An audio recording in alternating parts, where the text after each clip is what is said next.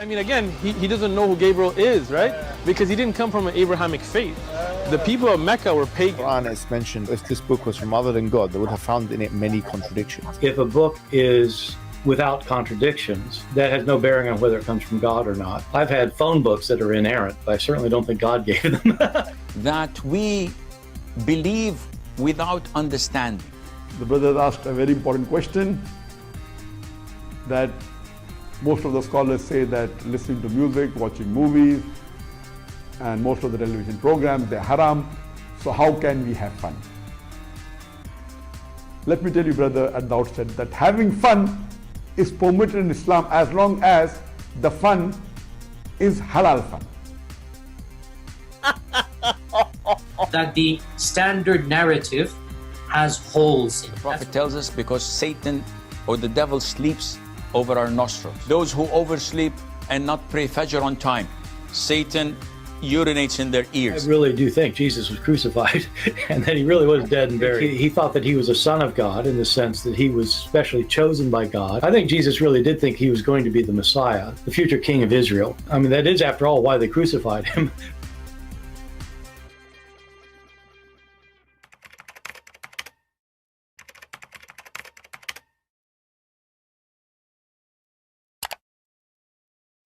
All right, hello everyone, and peace of Christ all of you. Please invite your friends, and if you are a Muslim, invite your 4 wives and 60 kids. And today our topic is very, very serious. You know, Muhammadan, they remind me of Muhammad. When they lie, they forget what they said yesterday. If you remember, there is a verse in the Quran saying, any of our verses do we abrogate or cause to be forgotten, we will make something better or similar. But this idiot Zakir Naik, he always bring mockery into Islam. And today we are going to show you how the Quran he refute. What the heck with this English? Now the Muslim, they will make a response for refute. They will say, Christian Prince, he said refute. Where we can find refute in our reference? There's no refute. So the Quran is going to refute the Quran. You know, today I wanted to see what I will talk about today, and then a video, because if you remember, last time we went live, I mentioned that Zakir Naik, he said that the moonlight is reflected light. I don't know if you remember. All right. The Quran mentioned the light of the moon is reflected light 1400 years ago. And today, when I open my computer, YouTube Nayuka suggests to me to watch the Quran. So I said to myself, what is that? And I found this. It says, now is Allah the Nur of the universe, of the heaven and the earth. So the Quran in the previous video, he said the word Nur means reflected light, borrowed light. What the Quran will say about this one? Let us see first, to refresh your memory, about what the Quran he says in the previous video. Previously, the scientists, they thought that the light of the moon was its own light. But Quran says in Surah Furqan, chapter number 25, verse number 61, blessed is he, that is Allah subhanahu wa ta'ala, who has made the constellations in the sky and placed therein sun, that is a lamp, having its own light, and moon, having borrowed light. The Arabic word used for the sun in the Quran, it is Shams. And its light is always described as Siraj, Wahaj, or Diya, which means a torch having a light of its own, or a blazing lamp, or a shining glory. Always the light of the sun is described as Wahaj. By the way, none of those words saying or mean that it have its own light. That's false. None. It's just describing how strong the lighting is. Anyway, The guy don't even speak Arabic, but he want to teach people what the word mean. But anyway, continue. Siraj or diya, meaning a light of its own. Ah. The Arabic word for moon is qamar, and its light is described as munir or nur, meaning borrowed light or a reflected light. There is not a single place in the Quran where the light of the moon is described as its own light. And the Arabic word for star is najam, and its light is described as saqib, meaning the light, by the time it reaches the earth, it loses its brightness, like a piercing brightness. Bright light, by the time it reaches, it consumes itself. And this message, that the sun has its own light, describing as Vahaj, Siraj or Diya, and the moon having borrowed light, that is Munir, or reflection of Nur, is mentioned in several places in the Quran, including Surah Yunus, chapter number 10, verse number 5, as well as Surah Nuh, chapter number 71, verse number 15 and 16. So now it's confirmed that the word Nur mean reflected light. Be my witness, Muslims. This is the same potato. He make a video and look at the title. Now is Allah the Nur of the heaven and the earth? My questions with Dr. Zakir Naik. You said that. I mean, can you believe the stupidity level? How you just said that the word Nur is a reflected light, and now you are making a video saying Allah is the Nur of the heaven and the earth. How he can be the Nur of the heaven and the earth if the word Nur mean reflected light and mean borrow light? So Allah himself, he borrow light, therefore he cannot be the light. Tell us how Allah is the Nur. Allah reflects light, and he's made a nur. A little kid got him busted.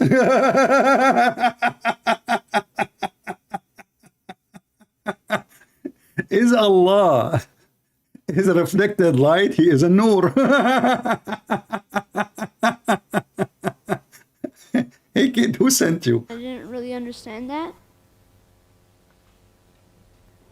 The brother posed a question. He didn't understand my explanation. He didn't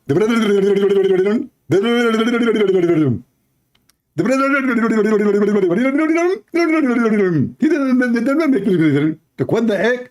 I mean, you explained it very well, but you forgot he did that in the previous video.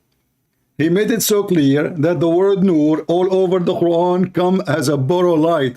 And now the kid, he is maybe 7, 8 years old, saying to him, is Allah reflected light?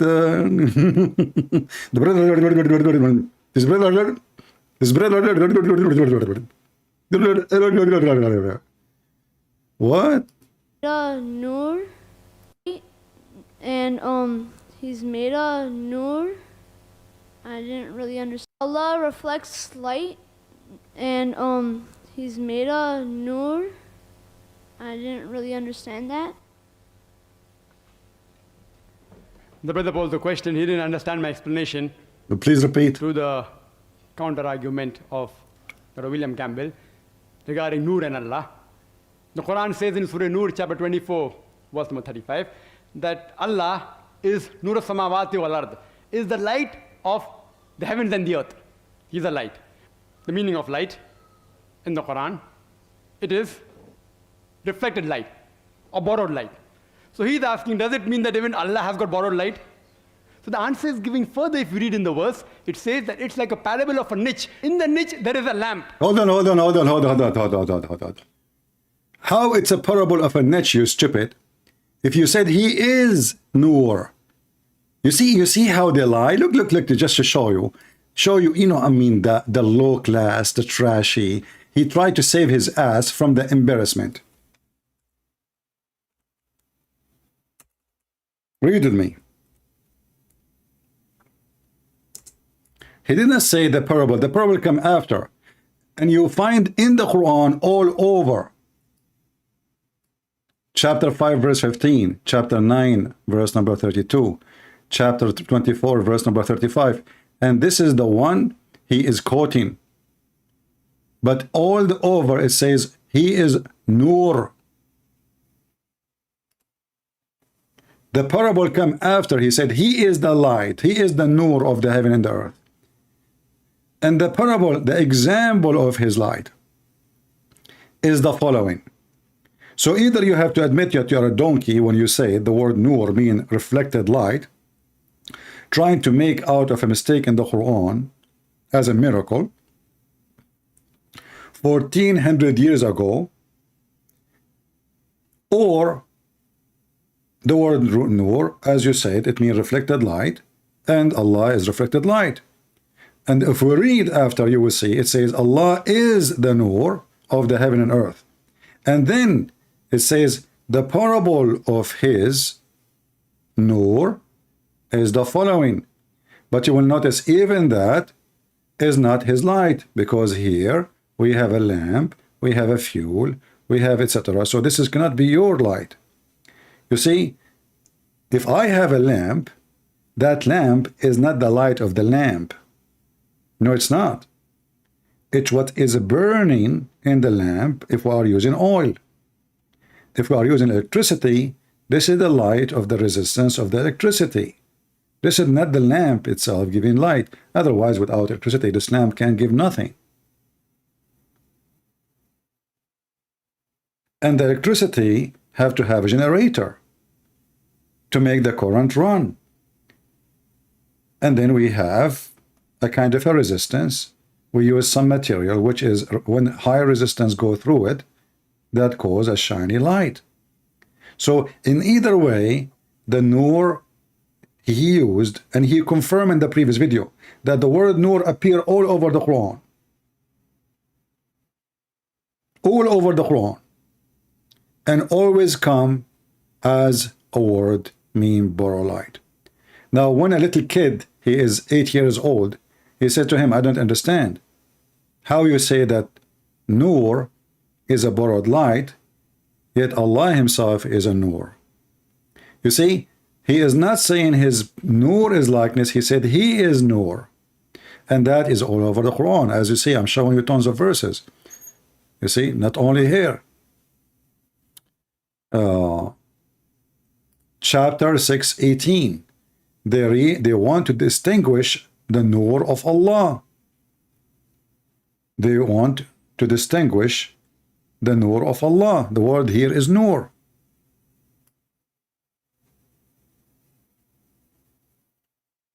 And the funny here, you will see in the translation saying, by blowing with their mouths. Do you see it? So the Nur of Allah is not even a Nur. It's just a fire. And this is why in the previous verse, Allah himself supposedly explained to us his Nur, that it is a burning light in a niche. No fire is touching it, for it is the fire by itself. Which means you do not need to light it up. It is lighted up already. So he made a stupid mistake, and now he is trying to cover it up. And this is why we are laughing. Now those who want to make videos, you can make a short video about this topic alone, and we are done with this one. Do we have any Muhammadan would like to call us? Do we have any Muhammadan would like to call us? You see, the Quran is full of miracles. I mean, who can deny that?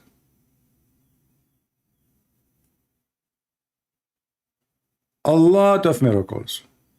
Nobody can deny. The earth, there are 7 earths as an example. Let us see the 7 earths. If you ask any Muhammadan, where are they, those 7 earths? 7 skies and 7 earths. If you remember, the Muslim, they try to make the atmosphere 7 levels. What didn't work with them, you know.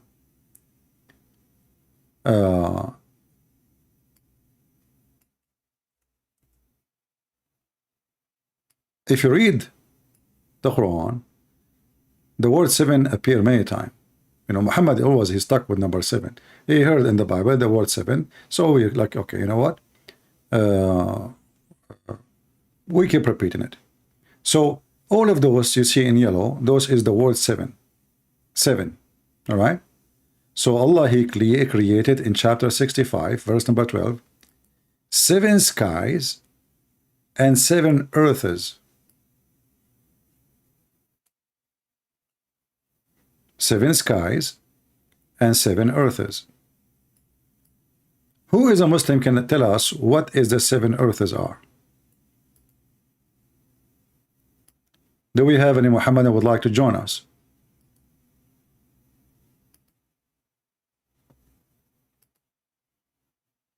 You know what? Let me see. 7 heavens is not earth. Mansour, it's in front of you, Mansour. Mansour is a blind man, like he's a prophet. He don't read what in his book. And actually, it looked like he never knew what his book is saying. So look what Mansour is saying. Thank you, Mansour, for your smart opinion. You must be the smartest in the family. This is the answer of Mansour. 7 heaven is not earths. You need to read opinion of the Muslim scholars. It's in front of you, Mansour. It says, he created 7 skies and from the earth similar number. Do you see it? Mansour, do you see it? And of the earth similar number. Do you see the word number? So there are 7 skies and there is 7 earths. So don't tell me you bring a scholar. I am the scholar. Why you don't let your scholar call me so we can scholar together? Everybody scholar, everybody. I mean, in Islam, who is a scholar? You have to be an idiot, ignorant, and that they will call you scholar. You grow a beard. You tell them eat 7 ajwa and eat nagla seed, and then call them and ask them about salamander. He will say to you, salamander is the enemy of Allah, and he tried to blow fire of Abraham. You are a scholar. Where we can find the 7 earths, and what is 7 earths? Remember, he created 7 skies. 7 skies.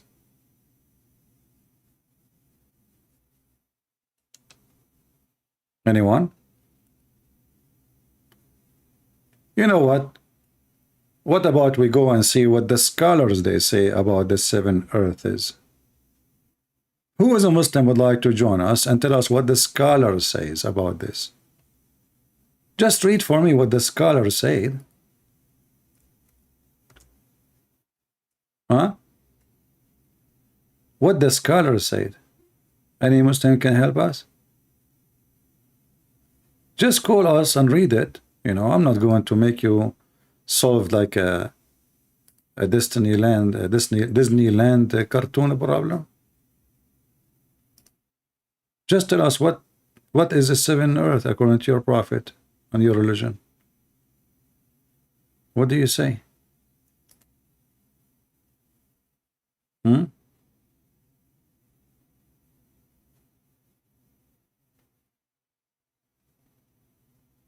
Any Muhammadan?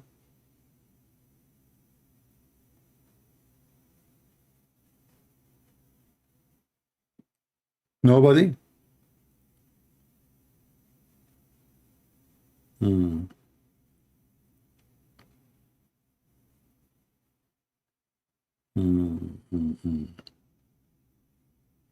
Let us see. I mean, who can explain things better than Muhammad? What do you think, guys? I think Muhammad is the most capable person to explain things. Let us see. Hold on. I will see if I can find reference in English.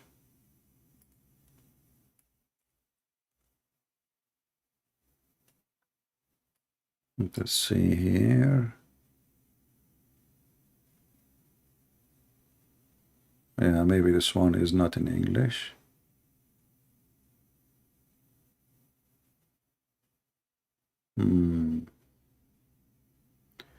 Okay, let us see what else. We have somebody trying to contact me. Don't call me if you are not a Muslim. Call me, I'm a Muslim. Okay, we found a fish.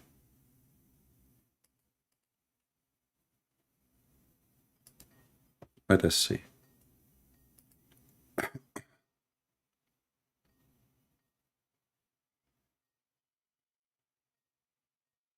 Well, coin.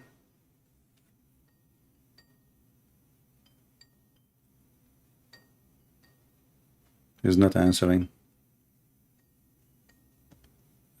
Answer, Abdul.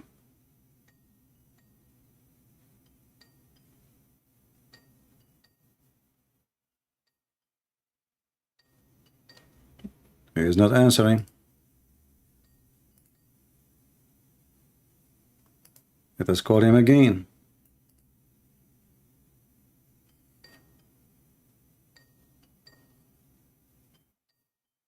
If you are a Muslim, you'd like to join us, please feel free. We know, that Muslims are very smart and they knew how to answer anything, any question. And this is why we are asking you to join us live on air, so you can explain things for us. Only super smart people believe in Islam. Only. You will not find the stupid ones believe in Islam. No way. It's mission impossible. This guy is not answering. If I call you one more time, you don't answer, I will block you. Hello? Yeah, you are calling me. You said you are a Muslim, aren't you? Hello? Hello? Why you hang up? I mean, this guy, he said, call me, I'm a Muslim. I call him, he hang up. What the heck? Why you hang up? Weird people, man. Look at this. Call me, I'm a Muslim. You call the guy, he hang up.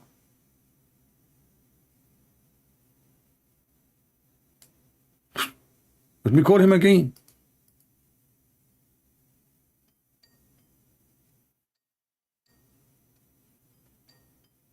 What's wrong with people?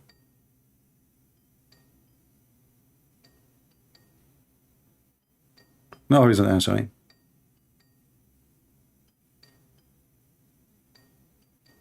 Looks like he is very smart.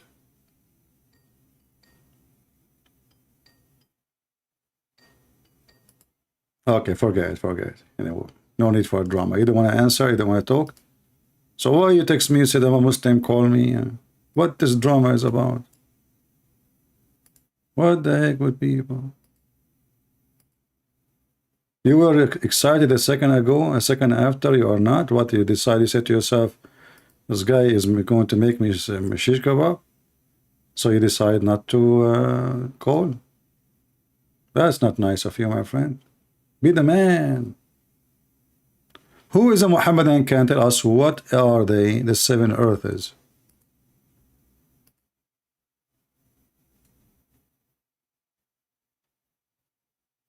Yeah, he left Islam before we started the argument.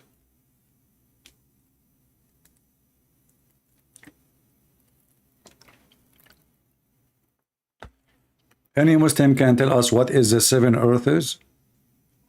Are they above us or underneath of us?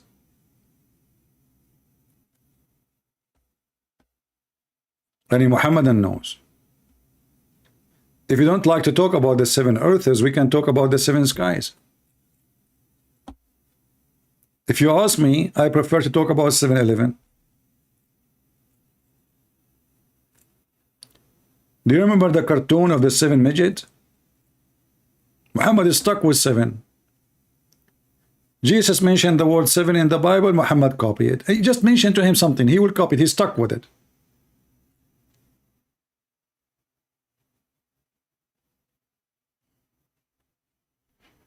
Seven earth, 7 sky, 7 verse, 72 version, and even 72 is taken from the Bible. Do we have any Muhammadan?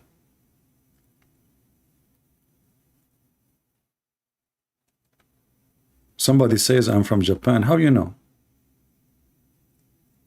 You cannot hide your ID these days. You know, I will tell you a secret. You know, I used to be the emperor of Japan for 3 years, and then I made a mistake. You know, when you are the emperor, you cannot marry someone she is not from your level. You know, so I married the emperor of China. She was a female at that time, but because she is an emperor from China, she is not in my level. You know, Japanese are very racist. So they fire me from Japan, and then I became the emperor of China. This is why I changed my name, like to Chong Li. You know, everybody there, his name is Li. Anyway, so I mean, I have my brother Li, and you know, even the wife I married her name is Li. So I said to Li, "What do you think should do, Li?"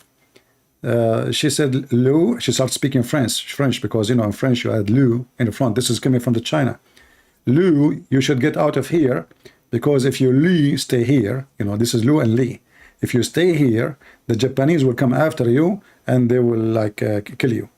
So I said, "Okay, you know what? I'm going to leave I'm not going to be the emperor of China." I decided to go to the seventh heaven, which is located in Somalia. In Somalia, I opened a pirate company. You know, I became the emperor of pirates. Business is so good. We hijack, you know, ships, free, like, you know, anything, like you just name it. We got a free rice, a free zucchini, free, you know, even kimchi from Korea, we got it for free. And then, brother, all of those, by the way, are true stories. Then one day we went to do piracy with my men. I have a big army of pirate. You know, they are like 3 people. So I took my army, 3 people, and we went to attack a ship. But then the waves and the storm came, and then the storm threw us in an island. And then when we are there in the beach, we saw a woman. She is covered by hair. I asked her, "What's your name?" I was afraid she would say to me, "I'm Li," which means my previous wife from China following me, you know, because I ran away from there. And maybe she is like growing hair, so I will not notice her. She said, "No, my name is Jassasa." The second I heard the word Jassasa, I remember Prophet Muhammad, peace be upon him. And I said to myself, you used to deny what the Prophet said, and now here we go. Jassasa is right in the front of you. So I told the Jassasa, "What do you want?" She said, "Either you convert to Islam now, or I will do something very harmful for you." I said, "What?" She said, "I will make you do ablution the same as the Prophet used to do." I said, "No, please." She said, "No. You have to jump in water, have dead dogs and women blood from period and stinky garbage. Which one you do? You convert to Islam, or you jump with water, have dead dogs and women blood from period and stinky garbage?" I said, "You know what? I mean, garbage and stinky garbage and dogs and etc. is way better than converting to Islam. Okay, take me there." She was shocked, like, you know, what the heck? He preferred to jump like the Prophet with stinky water and garbage and dead dogs better than converting to Islam. Now she changed it. She said, "Okay, you know what? I just received a fax from Jibreel. No, we will not do that to you. You have to drink camel urine. Otherwise, you have to convert to Islam." I said, "What the heck? You know what? I will drink camel urine, but I will not convert to Islam." I mean, all kinds of torture. You can imagine, you know, Islamic torture. She said, "Okay, you know what? I just received another fax, so we will not give you camel urine. You have to eat 7 ajwa and then drink poison." Prophet Muhammad, he said, if you eat 7 ajwa and you drink poison, nothing will happen to you. I said, "No problem. I will eat 7 ajwa and I will drink poison, but I will not convert to Islam." She said, "No, hold on. I just received a fax. Look like all those things will not work with you. I will marry you to 4 women and you will have 4 mother-in-law." I said, "Please, I will convert to Islam. I will say Shahada right now. No 4 women and no 4 mother-in-law, please. Please, just, you know, like," and then like she was, oh, finally we were able to convert him to Islam. You know, I was really like, what the heck, 4 women and 4 mother-in-law? What? No, convert to Islam is better. And then, you know, like I was naive, I did not know what would happen. So I convert to Islam, and they said to me, now because you're a Muslim, you have to marry 4 women. I said, but I convert because I will not avoid, you know, avoid the torture of 4 wives and mother-in-law. They said, no, the Prophet says, my religion is the religion of ifin. So if you don't do ifin, you are not a Muslim. So anyway, I said to them, okay, if you all, and I decide to take a bicycle and I fly, you know, and nobody, you know, excuse my language. And then I went to a country far away in New Zealand. New Zealand, the reason they call it New Zealand, because they receive news from Prophet Muhammad about what? About there's a guy, his name is a Christian prince, is coming to you. And this is why they call it New Zealand. You know, I was like the newest news coming to them. Before that, they never received news. I went to New Zealand. And then when I landed in the beach of New Zealand, in the middle of the desert, in Kuala Lumpur, you know, I found like a lot of people waiting for me. They said to me, are you a Christian prince? I said, yeah. They said, okay, you know what, we have a scientist, his name is Darwin, and he is trying to make a study to see what is the origin of monkeys. I said, what does have to do with me? They said to me, aren't you relative to Prophet Muhammad? I said, no. They said, aren't you from the Middle East? I said, yes. They said, aren't you an Arab? I said, yeah. They said, so you are a relative. So they captured me and they took me to the guy. His name is Darwin, peace be upon him. You know, like they put me in a cage and he started making a study. He wrote, start writing down. Middle Eastern, they have a lot of fur. You know, I said, this is not fur you eat it, this is hair. We don't have fur. Hello, you know. Anyway, he's just idiot, you know, he don't listen to you. And then he says, Middle Eastern, they use their hands when they eat, which is true. I could not deny that, you know. I said, okay, that makes sense, we do, you know. And he's trying to find out like a similarity between us and monkeys, you know. Anyway, so like for sure this is a true story. What's wrong with you people? I mean, are you saying you don't believe it? If there is anyone here, he have a doubt for a second that my story is not true. What's wrong with people? I have witnesses. But you know, at that time and long time ago, all of them they die, you know. Hello? Yeah, my friend, you said you want to talk to me. You are a Muslim? So, okay, well, where are you from? I'm from San Francisco. All right, my friend, welcome from San Francisco. Are you watching us in I'm watching right now. All right, my friend. So you are from San Francisco. We are asking about where is the 7 earths and 7 heavens in the Quran? No. I wanted to correct you about the use of the word nur. Okay, what the word nur? Tell me, what is the word nur mean? It means light. Okay, but Zakir Naik in his video, he said, the word nur mean light, but as a reflected light. I'm not talking about what he's talking about. I'm talking about what I'm talking about. So do you agree with me that Zakir Naik is lying? No, I'm not even addressing that issue. Why you don't address it? Why you don't address it? We are addressing Zakir Naik's statement. Either he is a truthful or he is not. And you are a Muslim. And if you are a truthful, then you should say, well, he is not telling the truth. Very simple. I'm not going to address his issue. I want to correct you in what you said about the word that Allah borrowed light, or that nur. No, it's not me who said that, my friend. You get it wrong. For me, I know that the word nur is not a borrowed light, but it's you Muslims who lie, and you claim that the Quran speak about reflected light of the moon. So when the Muslim lie, trying to make a scientific miracle out of the Quran, when the Quran using the word nur for everybody, nur for the sun, nur for the moon, nur for Allah, nur mean light. No, not nur for Allah. So is Allah have a nur or not? Allah, the word for Allah is an-nur. Al-Nur. Where do you get this from? Where do you get this from, Al-Nur? An-nur, the light. No, I don't want to Google it. Tell me where we can find the word Al-Nur in the Quran. An-nur. There is no word. There is no such a word in the Quran saying that Allah is Al-Nur. Can you show me the verse? It says that the An-Nur is Allah's attribute. Allah and Nur is his attribute? Yes. No, he doesn't say Al-Nur, it says Nur. No, I'm telling you about Allah's attribute. Okay, how it is an attribute of Allah if Nur is attribute of the moon, attribute of the sun? No, not Nur, An-Nur. My friend, do you know what Al mean? Do you know what Al mean? Do you know what Al mean? What? Do you know what Al mean? Al when you say Al. Okay, so that's mean anything I add before the we make it the car, the train. That will not change the quality or the subject. That is just to say I'm talking about a specific thing. That's all. Yes, it's talking about okay. a specific. Where in the Quran? No problem. Where in the Quran it says that Allah is Al-Nur? I'm telling you that An-Nur is Allah's attribute. Okay, in order to find it, in order to find attribute of Allah, you have to find it in the Quran, my friend. So where in the Quran it says he is Al-Nur? You doesn't have to find it in the Quran. So where do you get it from? Where do you get it from? Where do you get it from?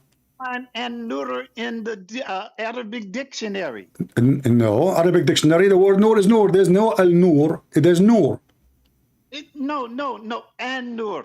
My friend, you said it's an attribute to Allah. Then we have to find it in the Quran. Where we can find it in the Quran? Do you know what the 99 attributes of Allah is? I know, but we cannot find them in the Quran too. Here we go. An example. I said to you, where is An-Nur? You said it's not in the Quran, it's in the dictionary. So you Muslim, you find Allah in the dictionary? Don't divert from the question that I'm asking you. I'm asking you, where you get An-Nur from? You said dictionary. I'm saying I get the An-Nur from Allah's attribute. Okay, where is attribute of Allah coming from? You said to me dictionary. I said, is it in the Quran? You said no. I did not say no. So where we can find it then? When you Muslim write the names of Allah and you say one of them is this and this and this, where do you get them from? You should get them from the Quran. Christian Prince, stop diverting from the question. You're trying to divert from the question. I'm asking you, do you know what the 99 attributes of Allah is? I know that they are stupid. Oh, you know, but they are stupid. But yeah, as an example, one of them is Al-Mudil. How Allah can be Al-Mudil, the one who deceive? Okay, see, you keep on trying to divert. No, I am not. You see, in the Al-Mudil, we can find it in the Quran. In the Quran, we can find the word Nur, but we cannot find Al-Nur. Answer my question. Do you know the 99 attributes of Allah? I know them, and I told you they are stupid. Now, what is your answer? Where we can find Al-Nur? One of them. Okay, I will go with you. You sound like you are a scholar who know nothing about Islam.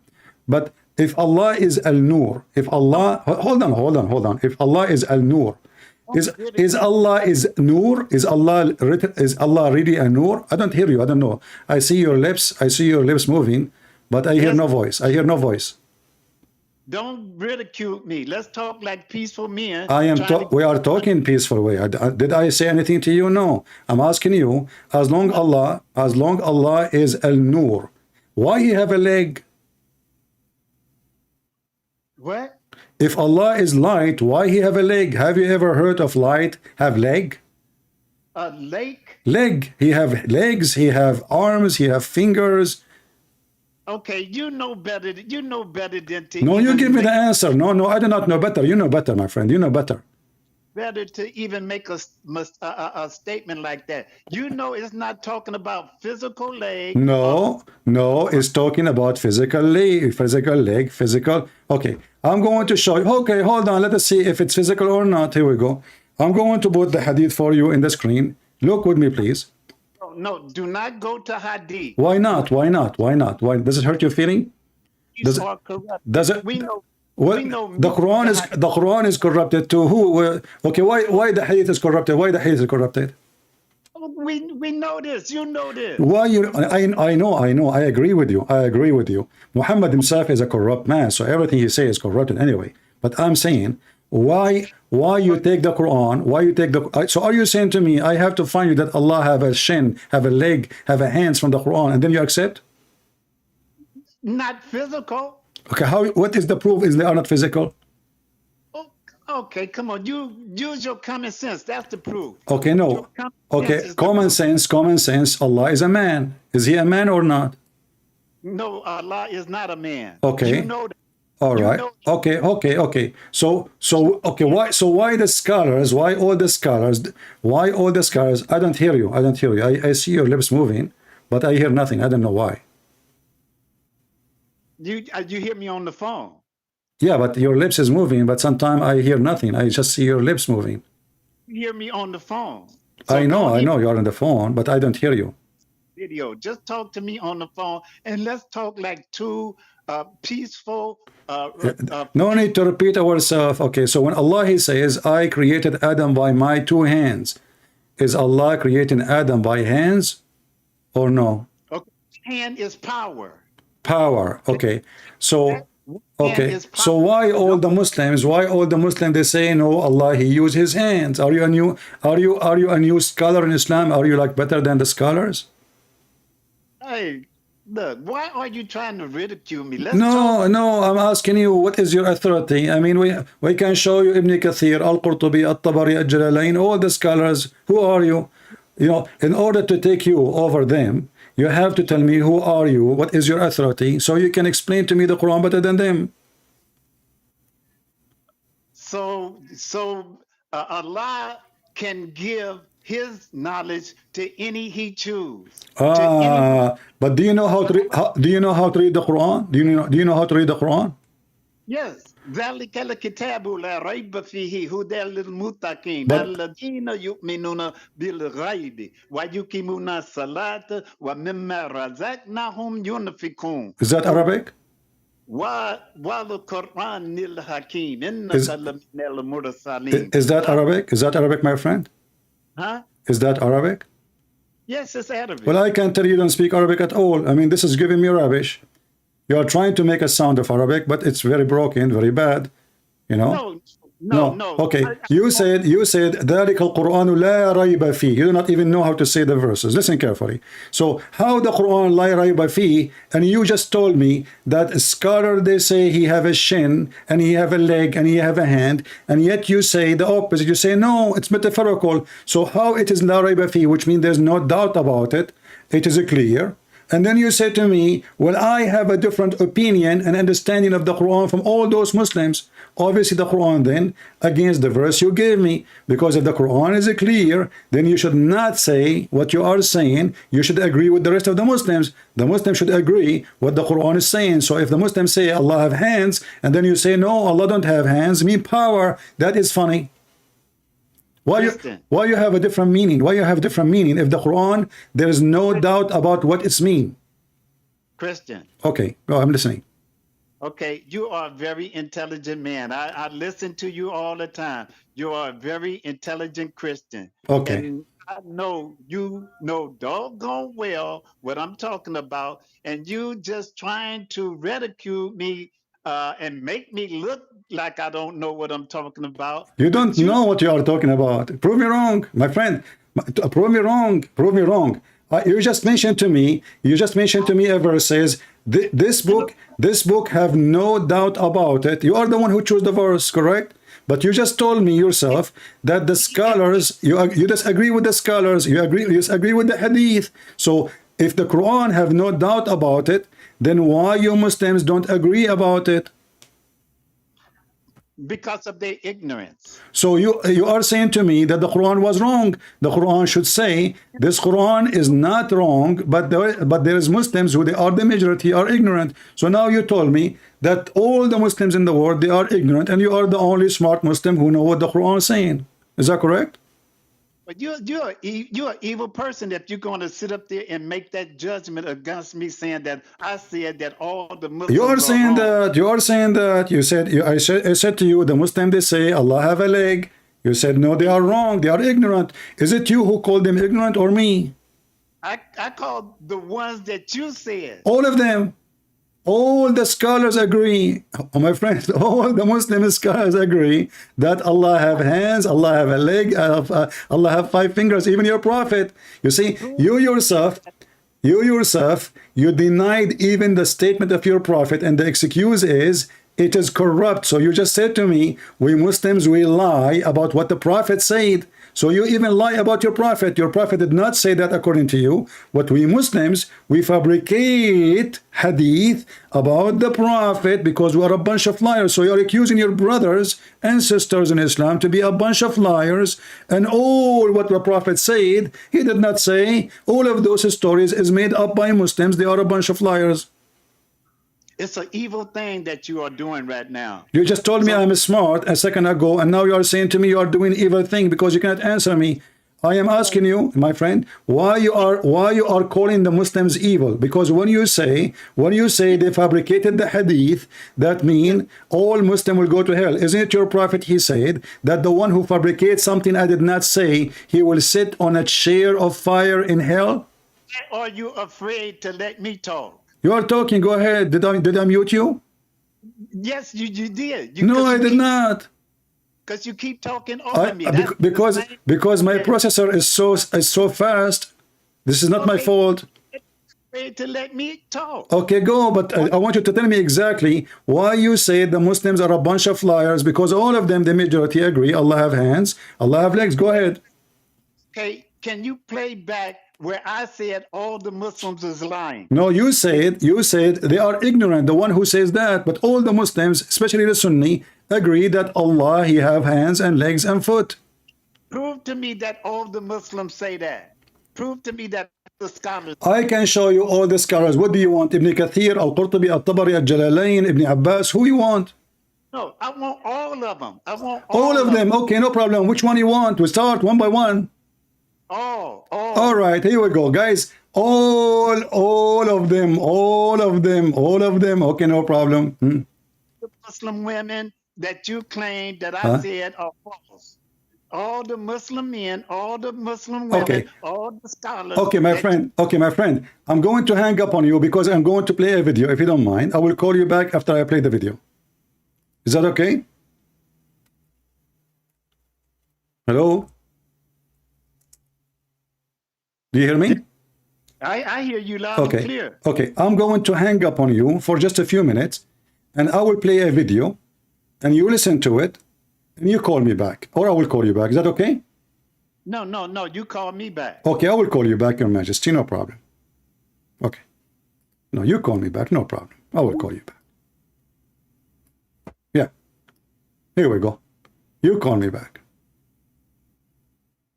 I mean, what we can do. Okay. His book describing himself. Okay. So this is your sheikhs. Here we go. Let's see. This is an example. And I like it when the Muslim, he tried to say he did not call all the Muslims liars. You did. Those are your sheikhs. Those are not YouTubers. They grow beard. It's a bigger than your size. And let us see what the sheikhs are saying. It's not me. It's not a Christian Prince saying that. Allah Azza wa Jal attributes of humans, and the answer is no. Allah mentioned Azza wa Jal in his book describing himself a number of attributes that we believe in. So Allah Azza wa Jal tells us in Surah Ar-Rahman, وَيَبَقَى وَجْهُ رَبِّكَ. Allah Azza wa Jal. And this is what I call myself and all of my brothers and sisters. Recite the Quran. Get your best knowledge from the Quran. Don't devote 5 minutes a day, 10 minutes a day to the Quran. No, devote more, an hour and a half to recite the Quran and to learn what it says at the same time. Now, in the Quran, Surah Ar-Rahman, Allah Azza wa Jal says, وَيَبْقَى وَجْهُ رَبِّكَ ذُو الْجَلَالِ وَالْإِكْرَامِ. Everything will be perished except Allah Azza wa Jal. And here Allah Azza wa Jal is referring to himself by saying that his face will remain, which means Allah Azza wa Jal subhanahu wa ta'ala will not perish. He is the first without a beginning, and he's the last without an ending. Azza wa Jal. He's the creator of the all, what you see and what you do not see. And he's not created, and he does not die, and he does not have an ending, subhanahu wa ta'ala. So Allah described in the Quran that he has a face. Allah described in the Quran that he has 2 hands, when he addressed Iblis, Satan, and he told him, what prevented you from prostrating to what I have created with my 2 hands? So this is what Allah described himself. Allah says in Surah Al-Qalam that on the day of judgment, Allah Azza wa Jal would uplift and show his leg. وَيُكْشَفُ عَنْ سَاقٍ وَيُدْعَوْنَ إِلَى السُّجُودِ, and they are called to prostrate, and everyone prostrates except the hypocrites. All the believers would prostrate, and the hypocrites will try to prostrate, and their back goes one piece, and they will be thrown into hell. Allah tells us about himself subhanahu wa ta'ala that he has an eye. The Prophet tells us that Allah Azza wa Jal has fingers. When he says, "Oh Allah, the hearts are between 2 of your fingers, you flip them as you wish. Oh Allah, make my heart steadfast on your religion," and so on. These attributes, one would say, "Akhi, this is similar to humans. How can we say this to Allah?" I say, I seek Allah's forgiveness. So did you see the attribute of Allah? Allah have a shin, Allah have a leg, Allah have a foot, Allah have 5 fingers, Allah have hands. And those are the Muslim Sunni. Those are the majority of Islam. This is Saudi Arabia, my friend. Let me call you back.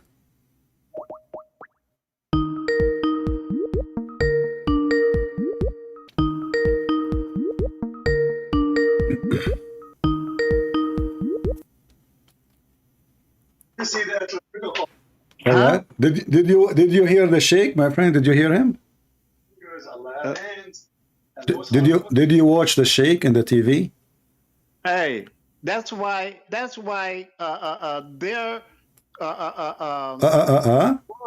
their world. See, you have Muslims that follow scholars that have people have children strapping on bombs and doing all kind of crazy things. Really?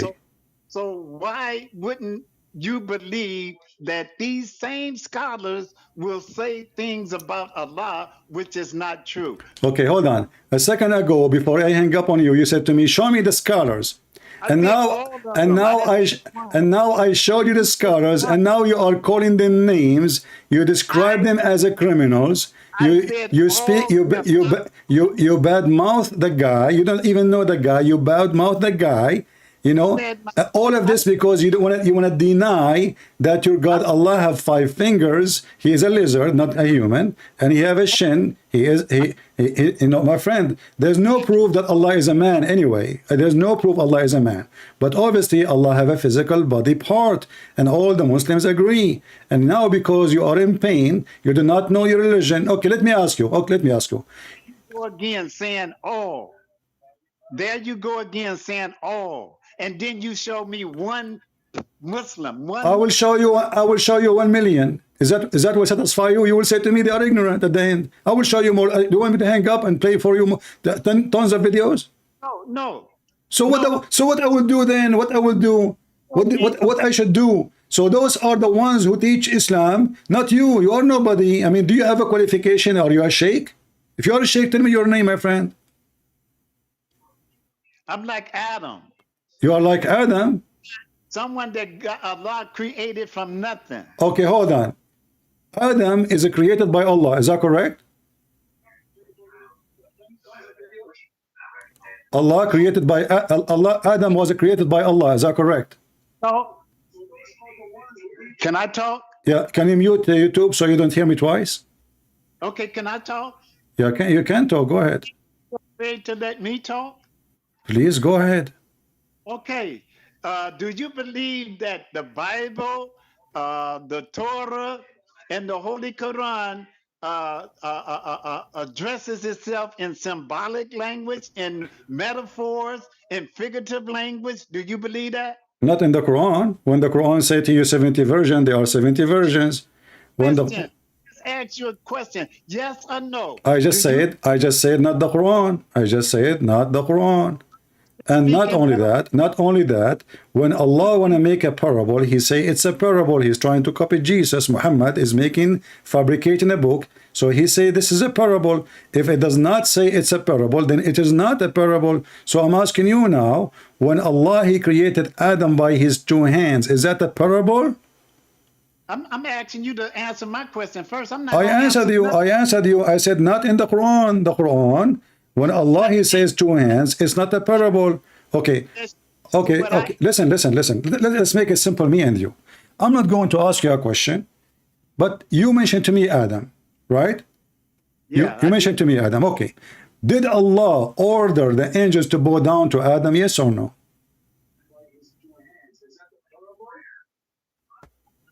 Mute YouTube. What scripture are you referring to? I'm reading Hadith. It says that Allah, he ordered the angels to bow down to Adam. I already told you, don't speak to me about Hadith. So you don't speak to me about Hadith. So you don't believe now in this story that Allah, he ordered the angels to bow down to Adam because it's a Hadith. I'm saying do not quote Hadith to me. Okay, no problem. So now, can we accept the story about the angels bowing down to Adam, or it doesn't make sense to you? Listen. If you want to quote anything to me, quote Quran. Don't quote. No problem. I'm trying to get your opinion, my friend. So, do you agree with the Muslim when they say that Allah, he ordered the angels to bow down to Adam? I'm not answering anything that is in the hadiths. I'm not asking you about any hadith now. I'm asking you, the Muslim, they taught me when I was a kid that Allah, he ordered the angels to bow down to Adam. Is that a story you believe in, or this is against your logic? I'm asking you from what scripture are you quoting? I'm not telling you any scriptures now. I'm asking you, do you believe in that or not? Either you say yes or not. Are you scared to say? Are you scared to say as a man, I believe in it or I don't believe in it? Say it. I believe in what the scriptures say. Okay, do you believe what they told me, that Allah, he was committing shirk and he ordered the angels to bow down to Adam? Because as I know, Muslim, they claim that you should only bow down to Allah and Allah will not allow you to bow down to anyone else. So when the Muslim, they told me that Allah, he ordered the angels to bow down to Adam, are they teaching Muslim shirk? Do you agree with them? Does scripture say that? So you are waiting. If the scriptures say that, you will say yes.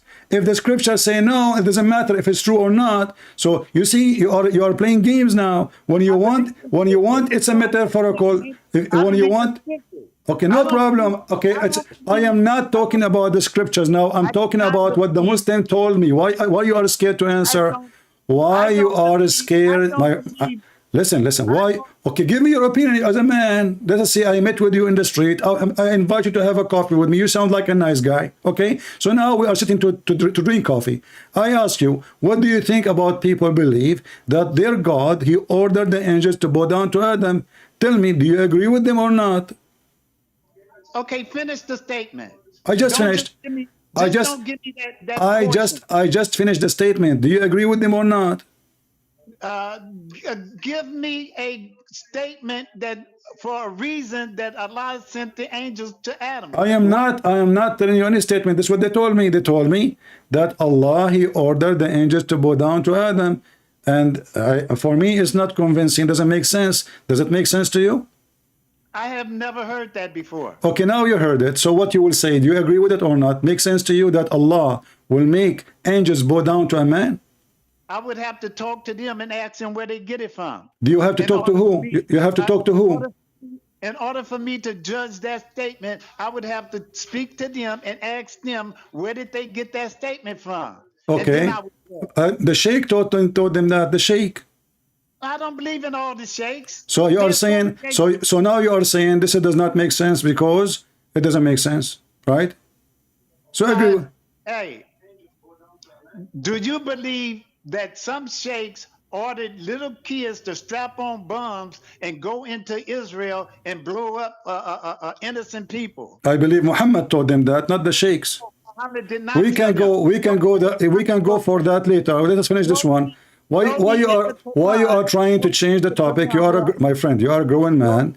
You are a grown man, and you graduated from high school with PhD degree. So I'm asking you, do you agree that angels bow down to Adam? Do you agree with such an action? Yes or no?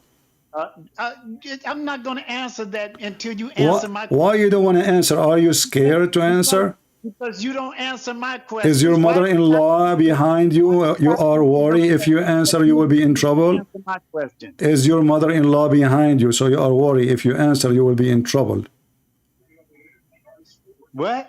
Is your mother-in-law is behind you and you are scared to give the correct answer? The correct answer to what? Okay, if somebody teaching his kids that Allah ordered the angels to bow down, should we follow this teaching, or does not make any sense?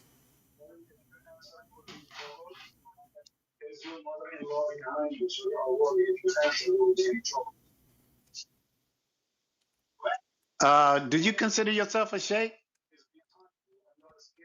I used to be a prophet, but they fired me because I eat too much baklava. Oh, is that right? Yeah, so are you going to answer me or not? I know you're a very intelligent person. I know that. And this is why you are scared to answer, aren't you? No, I'm not afraid. Then give me the answer. I keep repeating my question to you for the last 20 minutes, and you, my friend, you are refusing to answer simple logic. Do you Muslim believe that you should bow down to anyone except Allah? Should you bow down to a man? Should anyone bow down to a man or only to Allah? No man should bow down to no man. Okay, if a man should not bow down to any man, so is the angels should bow down to a man? It all depends on the word that you use when you say go down. No, I'm not saying go down. I said bow down. Bow down. I did not say go down. My friend, you speak English. You speak English better than me. You speak English better than me, I'm sure. And you know what bow down mean. Bow down, not go down. Bow down. You're talking about Sajdah. Yeah, Sajdah. Yeah, Sajdah. Yeah. Okay, so now, Sajdah doesn't only mean prostrating. So what does it mean? Huh? What it does mean? Submitting.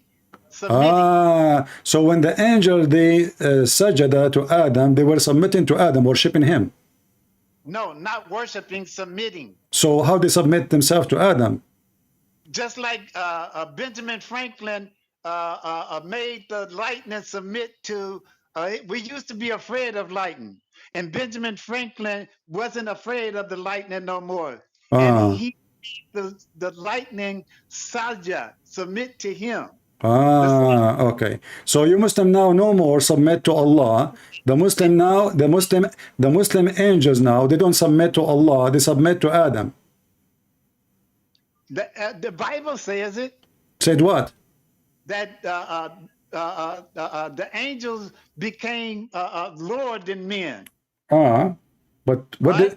The angels. Right? Okay, the angels. Even the Bible says that the angels, the son of angels, they marry the human being. He's talking about the good ones of us, the good one of us who marry women who they are pagan like the Muslims. So this is bad sin, because if you marry a Muslim, you become pagan. You're trying to change the topic. So I'm asking you now, when the Muslim they say bow down, when the Muslim they say listen, you are trying to avoid the question, my friend. You are scared. What kind of religion teach their children to bow down, angels bow down to a man? Hey, I just explained to you what that meant. How you know what it's meant? They told me it's bow down. He bowed down to Adam. He bowed down. He bowed down. They did not say submit. You are making things up. And there is nowhere in the Quran, nowhere in Arabic it says sajda means submit. What are you talking about? Sajda always mean bowing down. It's a physical action. Doesn't. No, it doesn't. Okay, wow. so do you agree? Okay, so now are you saying to me, okay, explain to me. Listen, I will go with you. Explain. You don't have dictionary. Sajada mean only bowing down. You are ignorant. You don't speak Arabic. Arabic is not your language. Don't teach me Arabic. I'm asking you now. Okay, listen. Okay, I want to go with you. I want to go with your ignorance. I wanna go with your my friend Abdul. Listen, I want to go with you. I want to go with you. I want to go with you. Listen. So now you say the angels are submitting to Adam. What does that mean? Giving service. Giving service? Yes. So they became his servants? The angels are not above man now. They are not. Tell us that. So is Jibreel is above man or he's under the man?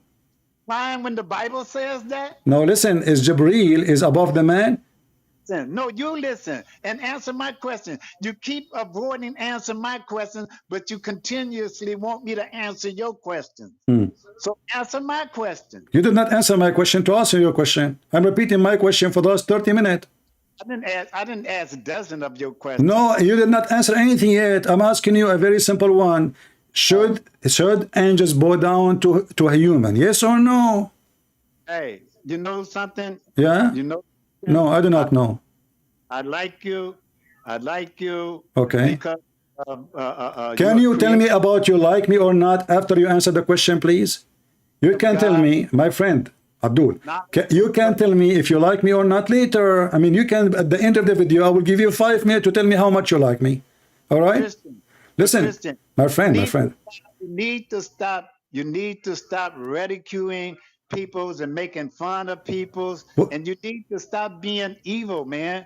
You need to stop doing that. Okay, are you saying to me let's change topic now because you are under pressure? You can't answer a question. You can answer any question that you ask. You keep playing victims. Everything I say to you, you play victims. Stop saying evil. Why did I say anything to you? I did not say anything to you. All what I'm saying, give me the answer.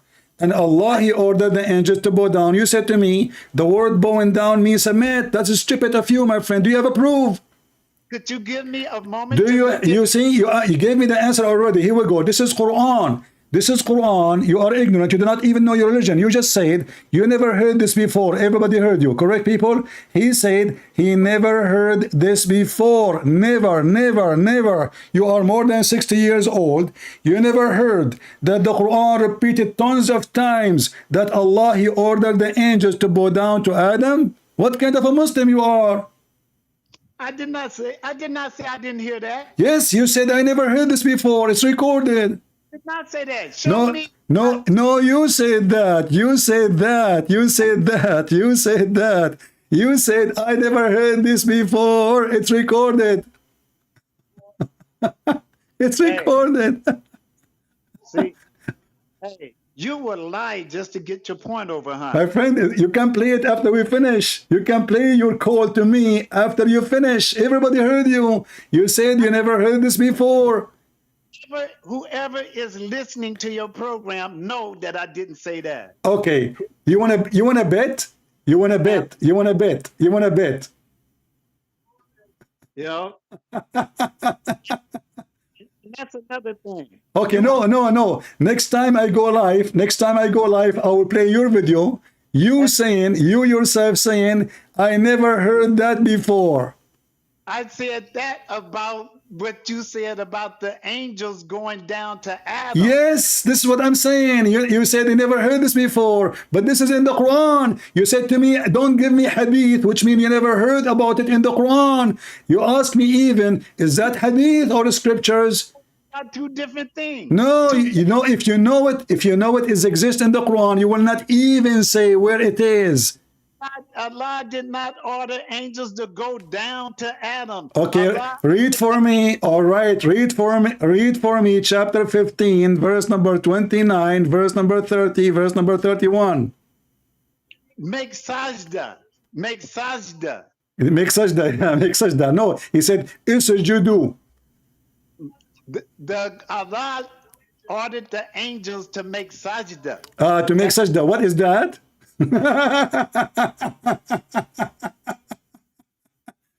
Shall we read Ibn Kathir? It means submit. Okay, my friend, which scholar of your religion agree with you? There is just one agree with you. Let me say this here. Say this. That Allah. Yeah. No way. Bless. He pleased to bless. Okay. We have a situation. We have a situation. We have a situation. What is a situation? Explain to us. Where scholars, Mm. you know. Yeah. Situation. We have a situation. I like you, by the way. You are funny. So we have a situation. What is a situation? So the angels, Allah, He ordered them to bow down to Adam. All the scholars agree. Ibn Kathir, Al-Qurtubi, Al-Tabari, Al-Jalalain, you name anyone. Even your prophet agree. And now you are coming to me, saying to me, no, they submit to Adam, as if Adam is Allah. Why do you keep bow down? Huh? Why do you keep saying bow down? Because this is what your scholar says, and this is what the Quran is saying. Okay, how many definitions is there for sajda? Only bowing down. Only. Only. Okay, could you give me a moment to look at my Arabic dictionary and give you some definitions of sajda? Okay, you do not need to go. I can show you dictionary right away in the screen. No, I got a dictionary. I don't trust your dictionary. What do you mean? I will show you Islamic dictionary. My dictionary. I don't trust what you put on screen. You put a lot of false things on screen. No, but you will show me something in the screen too. No, I won't. I'm gonna look. So how I can trust what you will say to me if you don't show it to me in the screen? I want to see it. I just want to go to my Arabic dictionary. Okay, here we go. This is the Arabic dictionary. I have it in front of me. Here we go. It says throw ourselves down. Idolize, kneel with the forehead touching. This is your Islamic dictionary, Al-Ma'ani. Afraid to let me do that. I will go ahead. I'm not holding you, but it took me 2 minutes to find it. It's idolize somebody, kneel with the forehead touching the ground, or idolize or regard with adoration, and throw yourself down. This is what sajda mean. Okay, let me ask you this. As an intelligent person... I am not intelligent. I'm an Arab. Have you ever seen an Arab intelligent? That's weird. Can I ask you this? No, I thought you want to show me dictionary. Go ahead. Let me look at what you got up there on the screen for a second. Okay, don't forget to look at your dictionary too. Or joy with adoration. Idolize or regard with adoration. Idolize.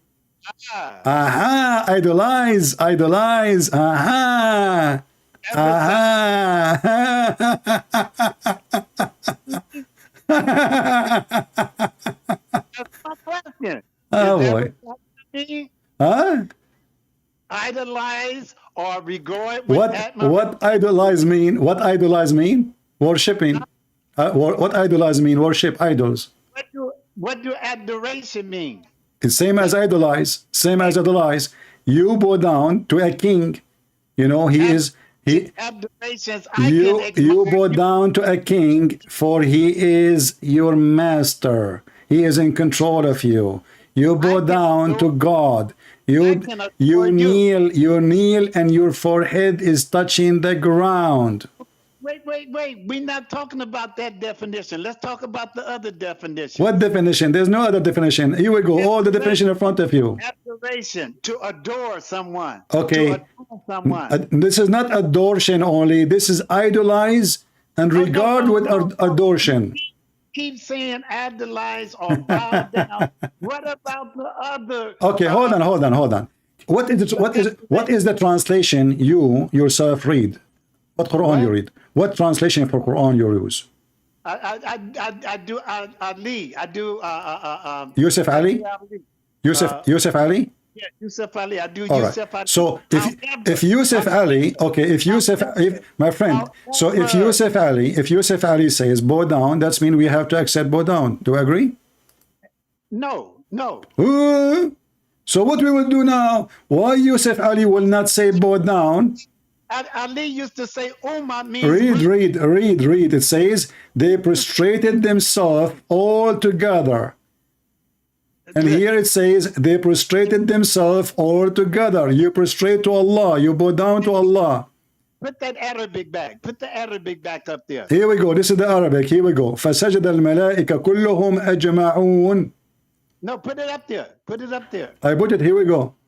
Let me read it for you. Do you know Arabic? Let me read it for you. Do you know Arabic? Let me read it. I know Quranic Arabic. Oh, you know Quranic Arabic. That's good. Okay. I don't know conversation I know Arabic. Korean Arabic. Arabic. Mm. That kind of frightened you though, huh? Go ahead. Go ahead. Yeah. Kind of frightened you, huh? Yeah. I'm very scared of you, man. You have it. Yeah. You have the ring of Solomon. Yeah. And how a black person will believe in Islam anyway? We will go for that after you finish. Go ahead.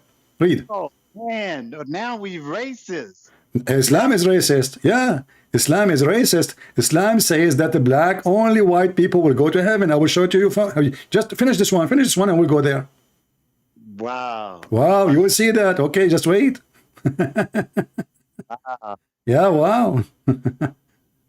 You are something else. Read. We will go there. Read. You want to go? Okay, I will change topic just for you. Here we go. Isn't the Quran says that in the judgment day, Allah will make all Muslim white and all non-Muslim black?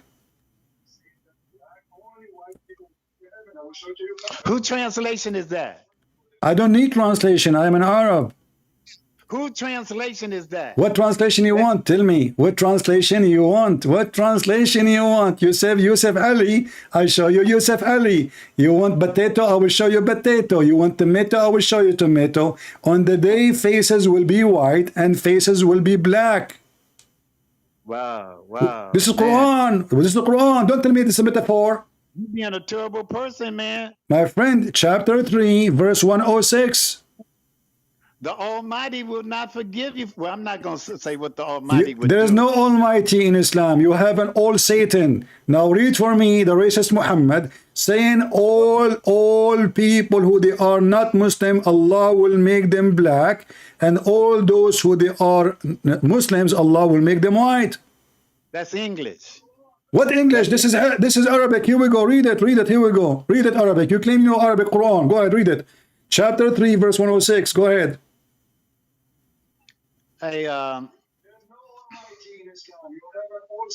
Wow. Oh, Have yeah. you ever seen a black man? Have a what? Have you ever seen a black man? They are my best friend. I love them. Do you know what the color black is? The color black is white, actually. So have you ever seen a person that color? Yeah, there is black and there is white and there is like me myself actually. You are not what? I'm not black. You are not black. Get my picture on your video. I don't know. So you are not black. Okay, so now you are racist. You don't want to be black no more. A white person. You are a white person. Get a sheet of white paper and you tell me if you ever seen a people. Okay, so now you are a white person. No. You look at a white piece of paper. Why you are changing the topic? Read the Quran for me. يوم تبيض وجوه وتسود وجوه. You said that the one who says such a statement is racist. I agree with you. He is a piece of garbage, the one who says that. But this is Allah. It's not talking about the color of a Okay, person. read it then. Read it. Why you don't want to read it? Go ahead. My friend, stop wasting my time. Read it for us. Go ahead. You said you know Arabic. Color of a person's skin. You said you know Arabic. Read it for us. Wow. Don't tell me wow and we and woo. Just read the verse and I can show you the interpretation. Ibn Kathir, Al-Qurtubi, Al-Tabari, Al-Jalalain. Choose the one I will show you. Let's talk. Hey, I'm telling you, it's talking about character. What character? What character have to do with the word white and the word black? What character? Okay, so you are saying to me, the one who have a bad character, we call them black. And those who have a good character, we call them white. Thank you very much. No, that is not what I said. You said, no, you said, I said to you what the word white mean and what the word black mean. You said is talking about character. So now you as a Muslim, you are a racist. You don't like black people and you deny even you are black. You are saying you are white and you don't want to be black. And now because you are a Muslim, you are racist. So you believe that you are a white supremacist and black people are bad people. And you are saying black people, they have a bad character and white people, they have a good character. No black people. Read the verse. Why you are refusing to read the verse? What the problem?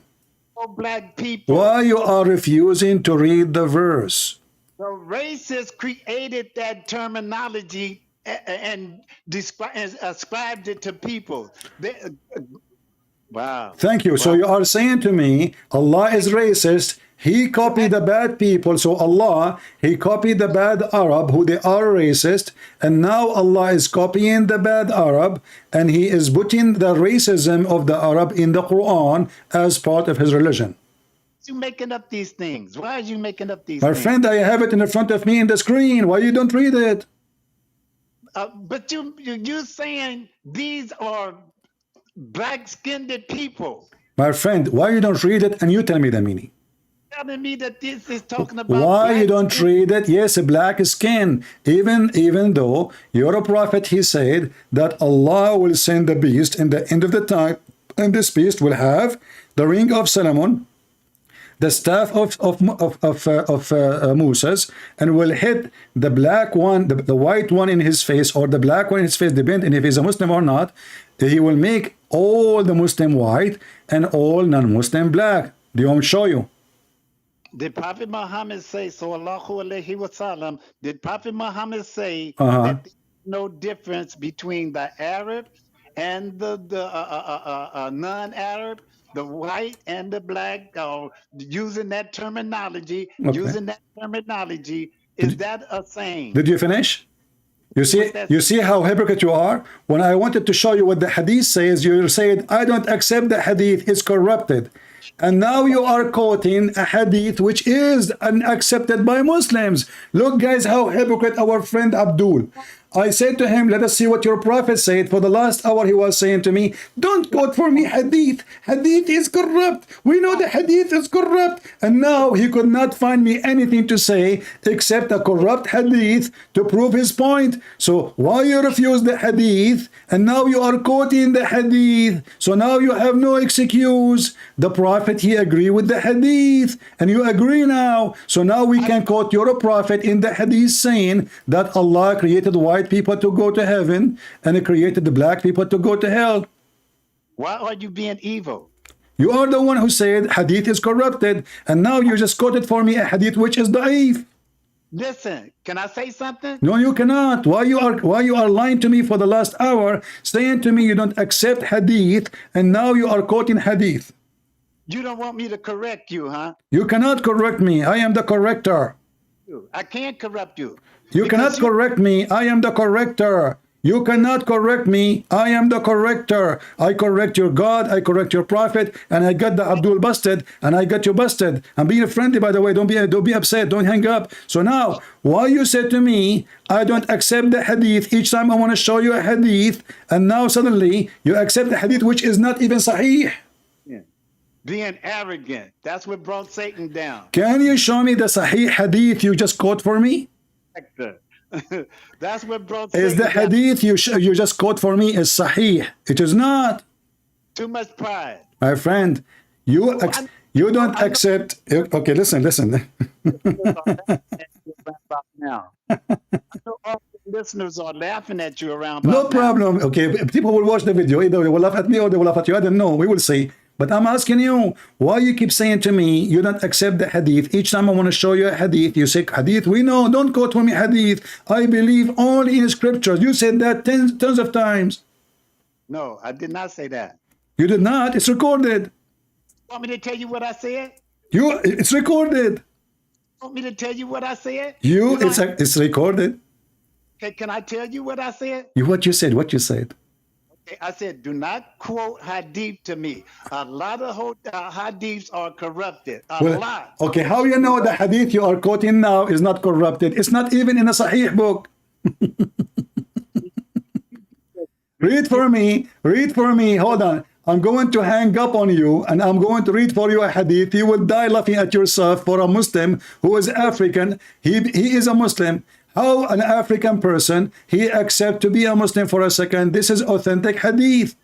Let me read for you. Abu, the scholar, they say this is authentic. The scholars agree. This is very authentic. Listen, let me read. Let me read. Abu, okay, I will hang up. I will call you after 3 minutes. I will read the hadith for you. Watch it with me, please. Just watch. No, don't go. You know, you want to love. Just go. Abu Darda reported Allah Messenger saying, God created Adam when he created him and struck his right shoulder and brought forth the offspring white like small ants.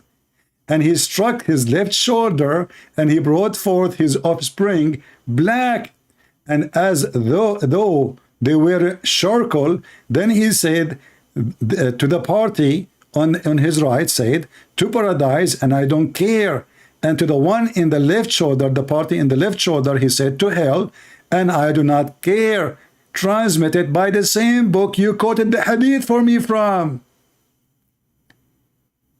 The hadith you quoted for me, the only hadith you quoted for me is in the same book. By the same Imam. The white ones in the right shoulder, they will go to heaven, and I don't care, Allah said. Those who they are in the left shoulder, they will go to hell, and I don't care. The Prophet, Allah said. Allah said. This is not a hadith. This is Allah talking.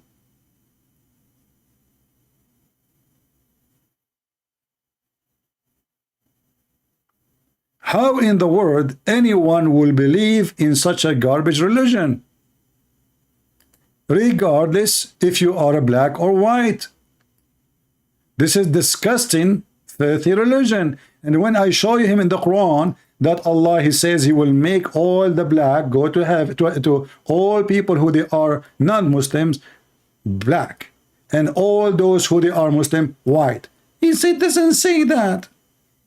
Sajdah does not mean sajdah. Anything you say, and then we say to them, okay, can we read the interpretation? Do you see the hypocrisy? Unbelievable.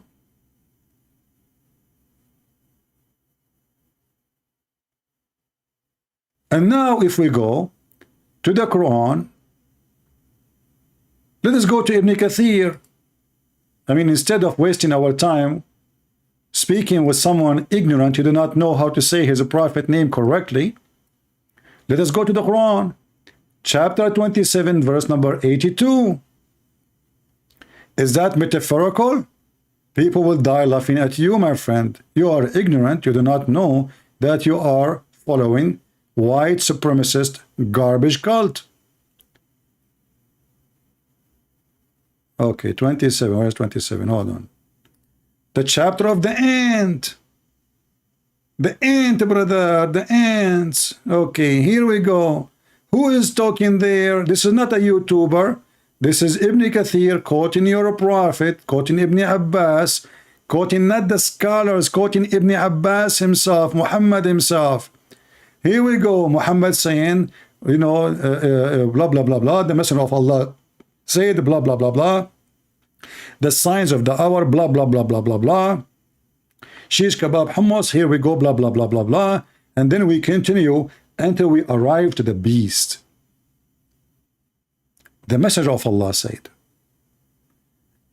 a beast will emerge from the earth, and with it will be the staff of Moses and the ring of Sulaiman. Peace be both on them. It will strike the nose of the disbeliever.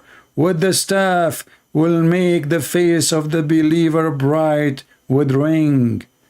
Translation is not accurate. Will make it white, shiny, not just bright. But anyway, soon we will see how the word white appears down. Until the people gather to eat, and he will the disbelievers with the will make it black. So he will hit with the ring, he will hit with the staff. The Muslim will become white, all of them. Non-Muslim will become black, because black is a color, is a penalty in Islam. To be black is a penalty. So when people they eat together, they will recognize each other, all believer or disbeliever. How they knew? From the color, because all black will be disbelievers, all white they will be believers. And now read with me carefully. This is a description of the beast, very funny, it's like a cartoon. And then here he will say, there will be, okay, here we go, it says, it will bring out with the staff of Moses and the ring of Suleiman, and there will be no believer left without it making a white spot in his face, which will spread until his face is shining white as a result. And there will be no disbeliever left without making a black spot in his face until will spread and make his face black as a result. It's a metaphorical.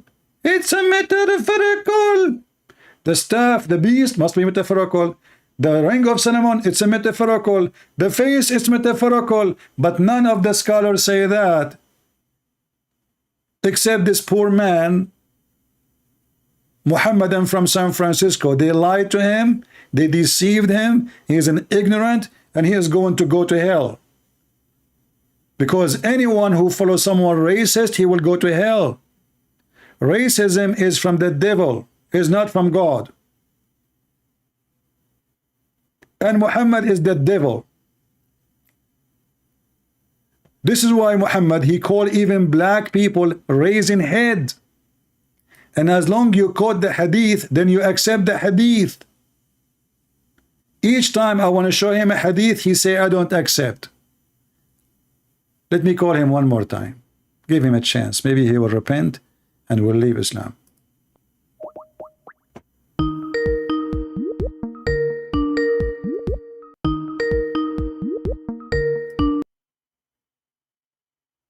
So my friend, did you see what I showed you on the screen? Yeah, I showed you what you showed me. Yeah, and what you say? What do I say? You're going to let me talk?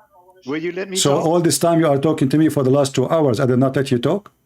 Yeah, no, you always interrupt me. I have to. You can interrupt me too. You interrupt me, I interrupt you. What the problem? You won't never let me finish saying what That's I not. want to say. This is a conversation. It's not. It's not somebody singing on the stage. So now what? So what you will say about your prophet saying the beast will come, will make all the Muslim white and all non-Muslim black? My prophet didn't say that. It says there your prophet said.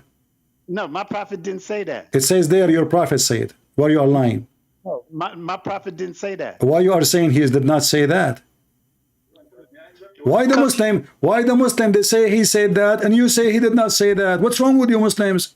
You are following satanic religion, my friend, because you are saying to me that we Muslims, we publish books, we print books. Ibn Kathir, you are saying to me Ibn Kathir is a scumbag, he is a satanic man, he is a false Muslim. Say it. Say it, say it. Why you don't say no? I want you to say Ibn Kathir is a liar. Say that. Me where Allah says Prophet Muhammad said that. I just showed you the Quran. You didn't show me the Quran say that. Just take care.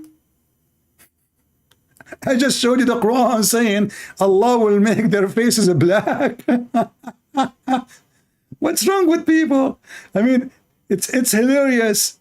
You did not show me the Quran saying that. The Quran full of that. Let me show you how many times the Quran, chapter 3, verse number 106. Here we go. It did not say that. You did not show me that.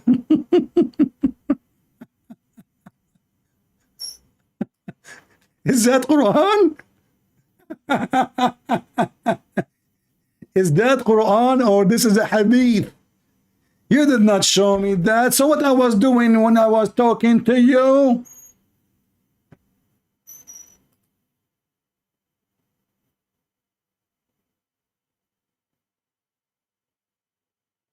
On the day of resurrection, on the day, i.e. the day of resurrection, when some faces will become white and some faces will become black. As for those whose faces become black, it will be said to them, did you reject the faith after accepting it? My friend, I'm so happy I will be black. What's wrong with being black? Is that a sin to be black? In Islam, yes. I will be black and I will have a lot of girlfriends.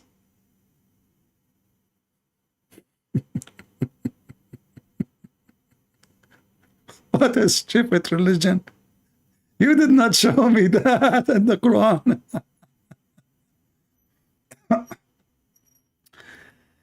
Talking to an ignorant is not different from talking to a wall. But he is a victim. I forgive him. I pray that the Lord will open his eyes. He is a fool. He is going to go to hell following a child molester like Muhammad.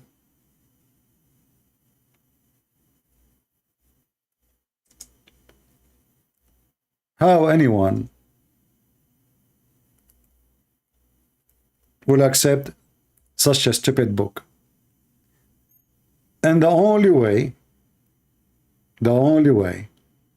for those Muhammadan who they are driven by stupidity to avoid the truth is to say it's a metaphorical. Allah he hand, it's a metaphorical. Allah have a penis, it's a metaphorical. The sun set in murky water, it's a metaphorical. Gog and Magog, he built a dam, it's a metaphorical. Anything is stupid, it's a metaphorical.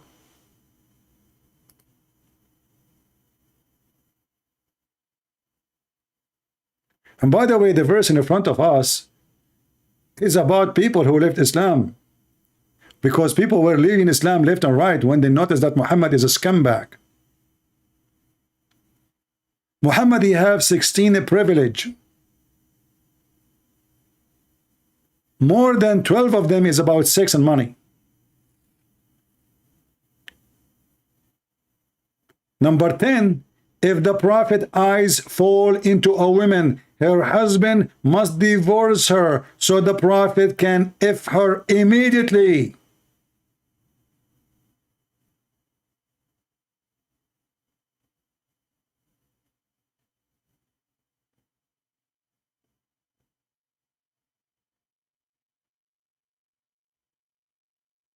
How in the world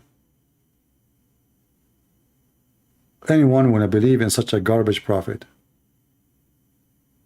Poor kid, even though he's a grown man, he's a kid for me.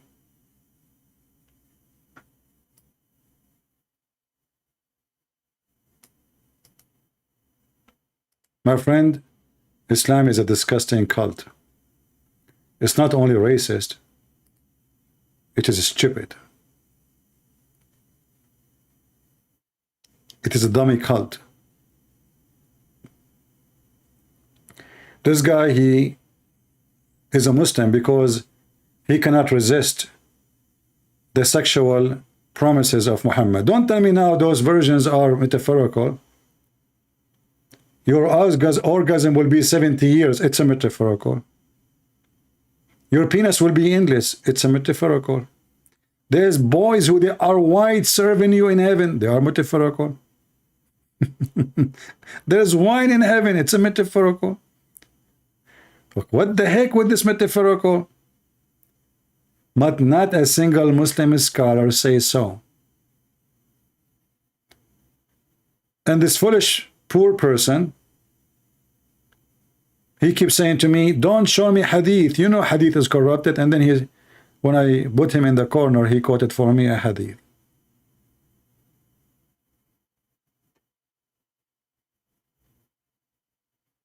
Do we have any smarter Muslim than this person would like to join us? Only Muslim can talk? Yes, only Muslim, at least for now. Do we have any more educated Muslim he can help us? And he called me to correct me about the word Nur. I love it. Okay, are you going to condemn the lies of Zakir Naik? No. I'm not going to. Why? Why? You see, this is a clear sign of corruption. You are refusing to rebuke someone lying about the Quran. Because either he is saying the truth or he is lying. So if you are a truthful person, if Islam teaches you to be truthful, you should rebuke your brother. It doesn't matter what he is saying. As long as he is wrong, you should rebuke him. Hey, people in the chat, did you see me making videos against priests? Did you see me making videos against priests and rabbis and Hindus and Muslims. Why I want to make videos against priests? Christian priest. Because we are truthful. We will not side with someone just because he's a Christian. Satan is Satan. It doesn't matter what uniform he wear. Garbage is garbage. The Bible said, be aware of false teachers. They will come to you in a clothes of a sheep, but they are wolves. But our friend here, he denied and he refused to condemn the false teaching. He called me to say actually that the word, look what he said, look how evil those Mohammedan are. He called me to correct me instead of correcting Zakir Naik, because it's not me who said the word nur is reflection. And then he said that the word al-nur is from the attribute of Allah. I said to him, what is al-nur? Where we can find it in the Quran? He refused to show me. There's nur. There's no al-nur. Which means you yourself, you said you don't accept anything except the scriptures, but then you go to a web page says Allah have those. Do you see the stupidity? He said he don't accept anything except the scriptures.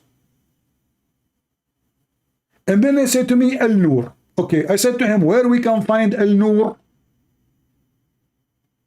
He said, it's not in the Quran. I said, but you are the one who said you don't accept anything except the scriptures.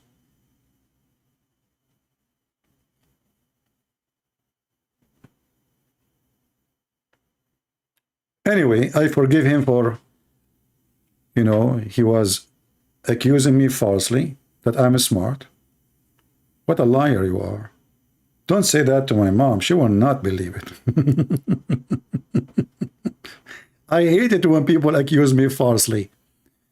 And he watched my videos every day. And until now, you are a Muslim. Are you high?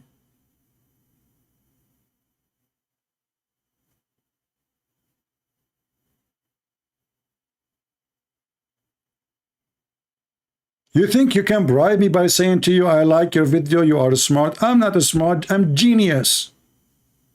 I will tell you why I'm genius. My mom, when I was a kid, she used to say to me, you are afraid. You know what afraid? Afraid is a genie. So if you ask them, they say to you, he's a genie. Yes, so genius. This is where it's coming from. Look at your stupid prophet. Even cartoon is better than your prophet. Can you believe it that the Afrit is in the Quran? Afrit is a story for kids. The Persian, they keep speaking about it. The Indian, long before Islam. Suddenly the word Afrit appear in the Quran. Afrit. Look at the Afrit.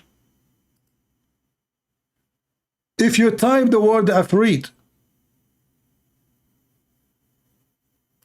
you will die laughing. This is a fiction creature. He is so powerful, and he is Satan too. He's from Shaitan. Afrit in the Quran. Are you sure? And what the Afrit will do? The Afrit will go and steal the chair of a woman. She lives in Yemen. And the king, the Muslim king Solomon, you see, this is a Muslim king. Muslim king is a thief. Muslim prophet is a thief. All Muslim prophets are thieves. The Muslim prophet, he said, who of you can go and steal her throne? Why you want to take her throne? What kind of religion? They just told him her throne is covered, is full of gold and silver and diamond. Who wanna go and steal her throne? This is religion of God?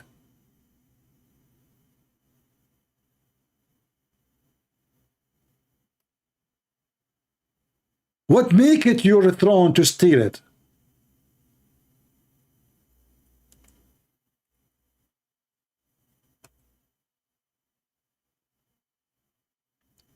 Then Afrit said to him, me, please, prophet of Allah. He's a Afrit. Afrit actually is not so strong. Afrit is not as strong. All of them, they are strong. Afrit is someone special He is so fast and he is so powerful. All of them, they are so powerful. But he is special with fast. He can go to anywhere in the world in a second. And always the Afrit in the Muslim movie, they make him an Asian person who have a long hair in the top. Let me show you. Here we go. This is a Muslim Afrit. Do you see the Afrit? This is Afrit, brother. And lately in the Muslim movies, they start making Afrit as a black man.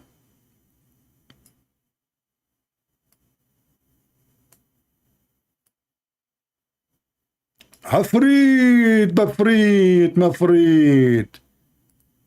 I will take you with me from Jerusalem to Crete in the speed of light, beat, beat. What the heck is that?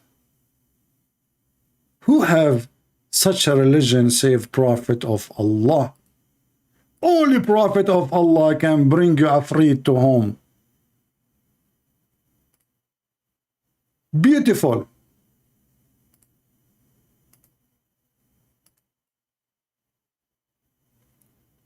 And this guy with big stomach and big belly and big breast, how in the world he can go so fast? I mean, this guy, and look what he is wearing around his waist.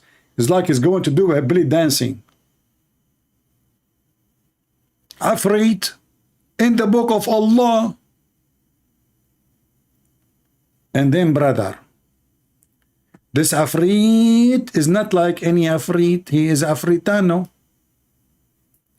This Afrit is so special. The chapter of the ants is so special. The value of the ants, brother. He live in San Francisco in California. I'm sure you can go there to the valley of the ants. This is where they grow gold and silver. Maybe it's the Death Valley. Right? That's deep. And Solomon, brother, this guy, he have all the equipment you can believe or not believe. Oh boy. Oh. And the story of the bird who came to Solomon, he told him the story. Yeah. True story from a true God. He is the God of the Abdul. From Liverpool. Garbage in, garbage out. If there is any Muslim would like to join us, beside this poor man, I pray he will leave Islam by tomorrow, if not tonight. My friend, you might die today, and your soul will be taken away from you, and then you will end following a child molester, criminal, thief, idiot. Did you ask yourself why we Arab Christians, after 1400 years of Islamic occupation, they could not make us believe in Islam? We pay jizya to stay not Muslims. We pay money every month since 1400 years ago in order not to follow the garbage of Muhammad, because we knew, and we are a 1,000,000,000% sure that he is a fraud and he is Satan.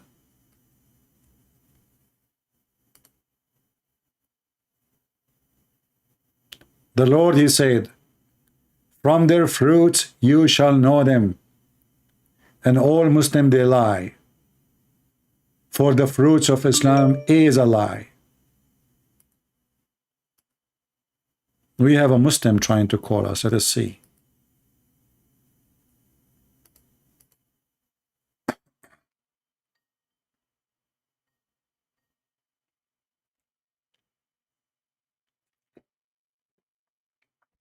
Hello? Hello? Hello? This guy is using the internet of neighbor. Hello?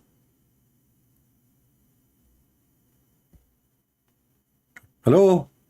Hello, hi, my friend. How are you doing? I'm good, and you? You are a Muslim? No, yeah. You are not? Yeah, I'm Muslim. You are a Muslim? You are not Muslim? I'm a Muslim. Okay, so you are a Muslim. I am not a Muslim. Okay. Why you are a Muslim? There's like an there's like you hit, you know, somebody hit you by the car and you wake up, you become a Muslim. What happened? Huh? Why you are a Muslim? Why you are a Muslim? Well, because I'm convinced. You are convinced? Okay, can you convince me? Go ahead. Can you speak louder a little bit? Because, well, like, basically, I initially came to discuss with you about what you were talking about. Talking about what? Like the think of the miracles of the jinn or something like that. The miracle of Jesus? But we are talking about why you are a Muslim now. The jinn. Ah, the jinn. Are you a genie? No, like, because like we're discussing the passage of Surah An-Naml, right? Okay, so do you speak Arabic? Yeah. Okay, so what about the chapter of An-Naml? Tell me about it. Yeah, so like... Before we go there, my friend, as long as you speak Arabic, you are an Arab. So in the Quran, in chapter 15, it says, فَسَجَدَ الْمَلَائِكَ كُلُّهُمْ أَجْمَعُونَ. Can you translate for us what sajda mean? Like, there are many types of sajdah. Tell me what, there is only one kind of sajda, but what sajda mean? Tell me. Well, when we speak about the sajda, like, related to Allah, it's a sajda of worship. Is it a physical thing or not? Well, I'm not sure of how sajda, like, of respect were done by... So you said you speak Arabic, but you do not know, you are not sure what sajda mean? No, I know that. Okay, what sajda mean? Sajda mean you go down, you bow down in your knee, and you put your forehead in the ground. Yeah, like... Okay, so why the angels they bow down to Adam? Well, that's a sajda of respect. See, guys, look at this. The previous Muslim, he said it's just a myth. This is not a sajda. This guy, he said it's respect. So now, why the angels they will bow down to respect Adam? Cannot say to him shalom, salute. Why they need to bow down physically? Well, I mean, that was a command of Allah. Okay, but why, my friend? Why? Adam is a sinner man. He's a bad man. Adam is not a good man. That's why he kicked out from heaven. Is angels are bad in Islam or good? Is angels in Islam bad or good? Wait, I didn't hear well. Okay. In Christianity, we have bad angels. Like as an example, Satan himself, he used to be an angel, fallen angel. In Islam, there's no fallen angel. Shaitan is created to be shaitan. So I'm asking you now, why the angels bowing down to Adam? Adam is a sinner. When you bow down to a sinner, that means you are a very bad person too. So do you Muslim believe that angels are bad creatures? I mean, I don't understand what's your point here. Okay, if I bow to the king, that means the king is higher than me, correct? That what? If I bow to the king, that means the king is higher than me, correct? Well, I'll say not necessarily. Okay. I don't understand what you are saying, my friend. Speak louder, speak louder. You bow to someone, obviously, he is higher than you. Yeah. Okay, so why the angels are bowing down to Adam? Well, first of all, I believe that, well, look, let's begin from the beginning. Basically, I believe that a Muslim human is superior to an angel. That's one. A Muslim human is superior to angels? Yeah. Okay, so why the Quran called the angel the Almighty? They call it what? Almighty. The Almighty? Yeah. Well, depends on the context. Like, What you just told me that a human being is higher than angels. In chapter 53, the Quran called angels the one with might, and they are called, and you Muslim, you call Jibreel Holy Spirit? He's holy. How the Holy Spirit is lower than a human? How you call him Holy Spirit, and then you say to me angels are lower than a human?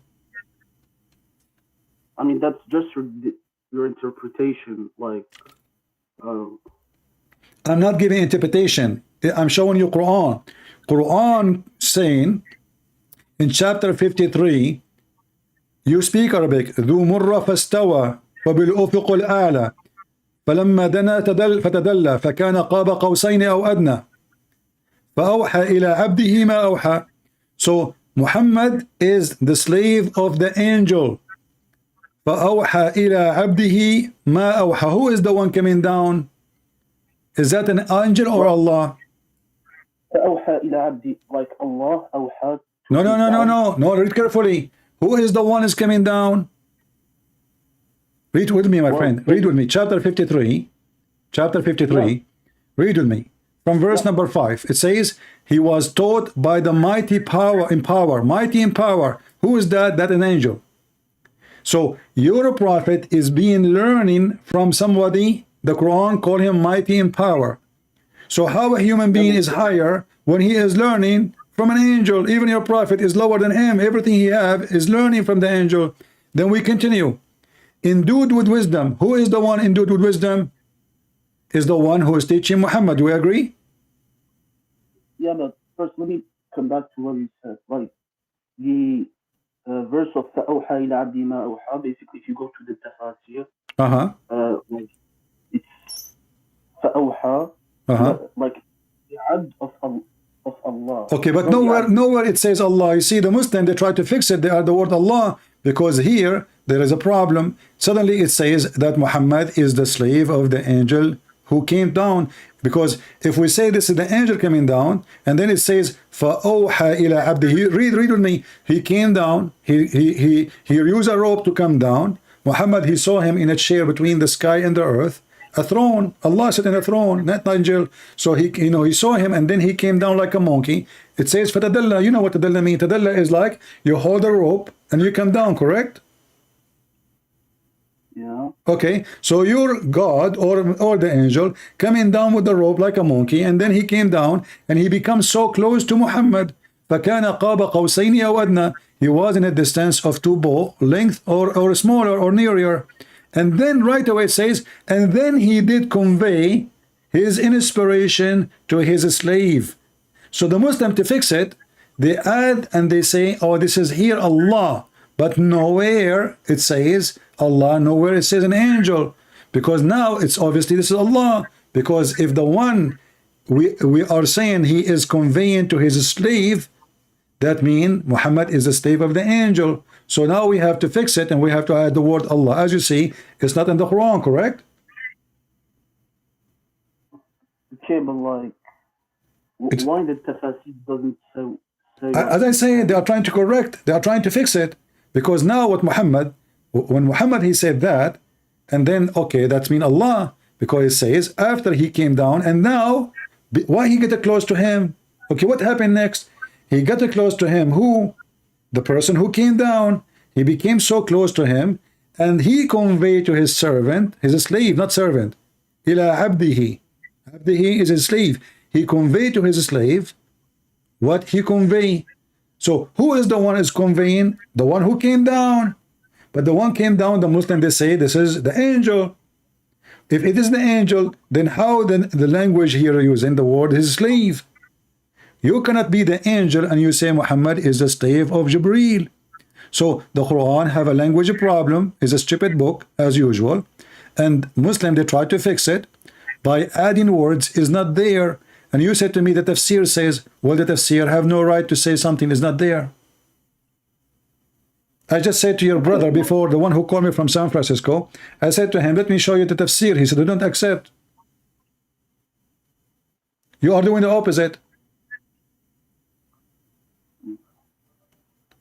Islam is like, you know, Islam is a moody religion. One he want tafsir, the one he don't want tafsir.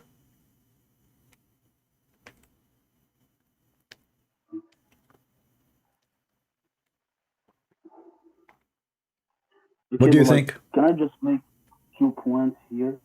Sure, no, go ahead, no problem, my friend. You sound like a nice guy. What's your name? Yusuf. Yusuf, you are welcome, Yusuf. You sound like a nice person. Go ahead. Yeah, so, like, just let me finish my thing. So, I wish your voice is more clear, because really I have difficulty to hear you. Okay, so, yeah, basically, like, first of all, as I said, the tafsir doesn't agree with you. And, like, basically, the way you're interpreting it, it's according to, like, your reading of the verse. Like, you cannot interpret the verse without going to the tafsir. But my friend, but when the Quran was sent down, there is no tafsir is written. Yeah, but the tafsir, like, are based from the aqwal of the salaf. Okay, like, but that means that you Muslim, you don't follow the Quran, you follow what somebody else said, not what Allah said. Allah never said this is Jibreel. Allah actually, he's saying, the Quran saying, this is the mighty in power, and he is the one who inspired. Jibreel never inspired Muhammad. Who is the one he inspired? Is it Jibreel or Allah? Well, basically, Jibreel, okay, it's through him that the revelation is done. But at the end of the day, like, the revelation originally came from Allah. Okay, I want to go with you. The word wahi, what the word wahi mean? Basically, revelation. Is what?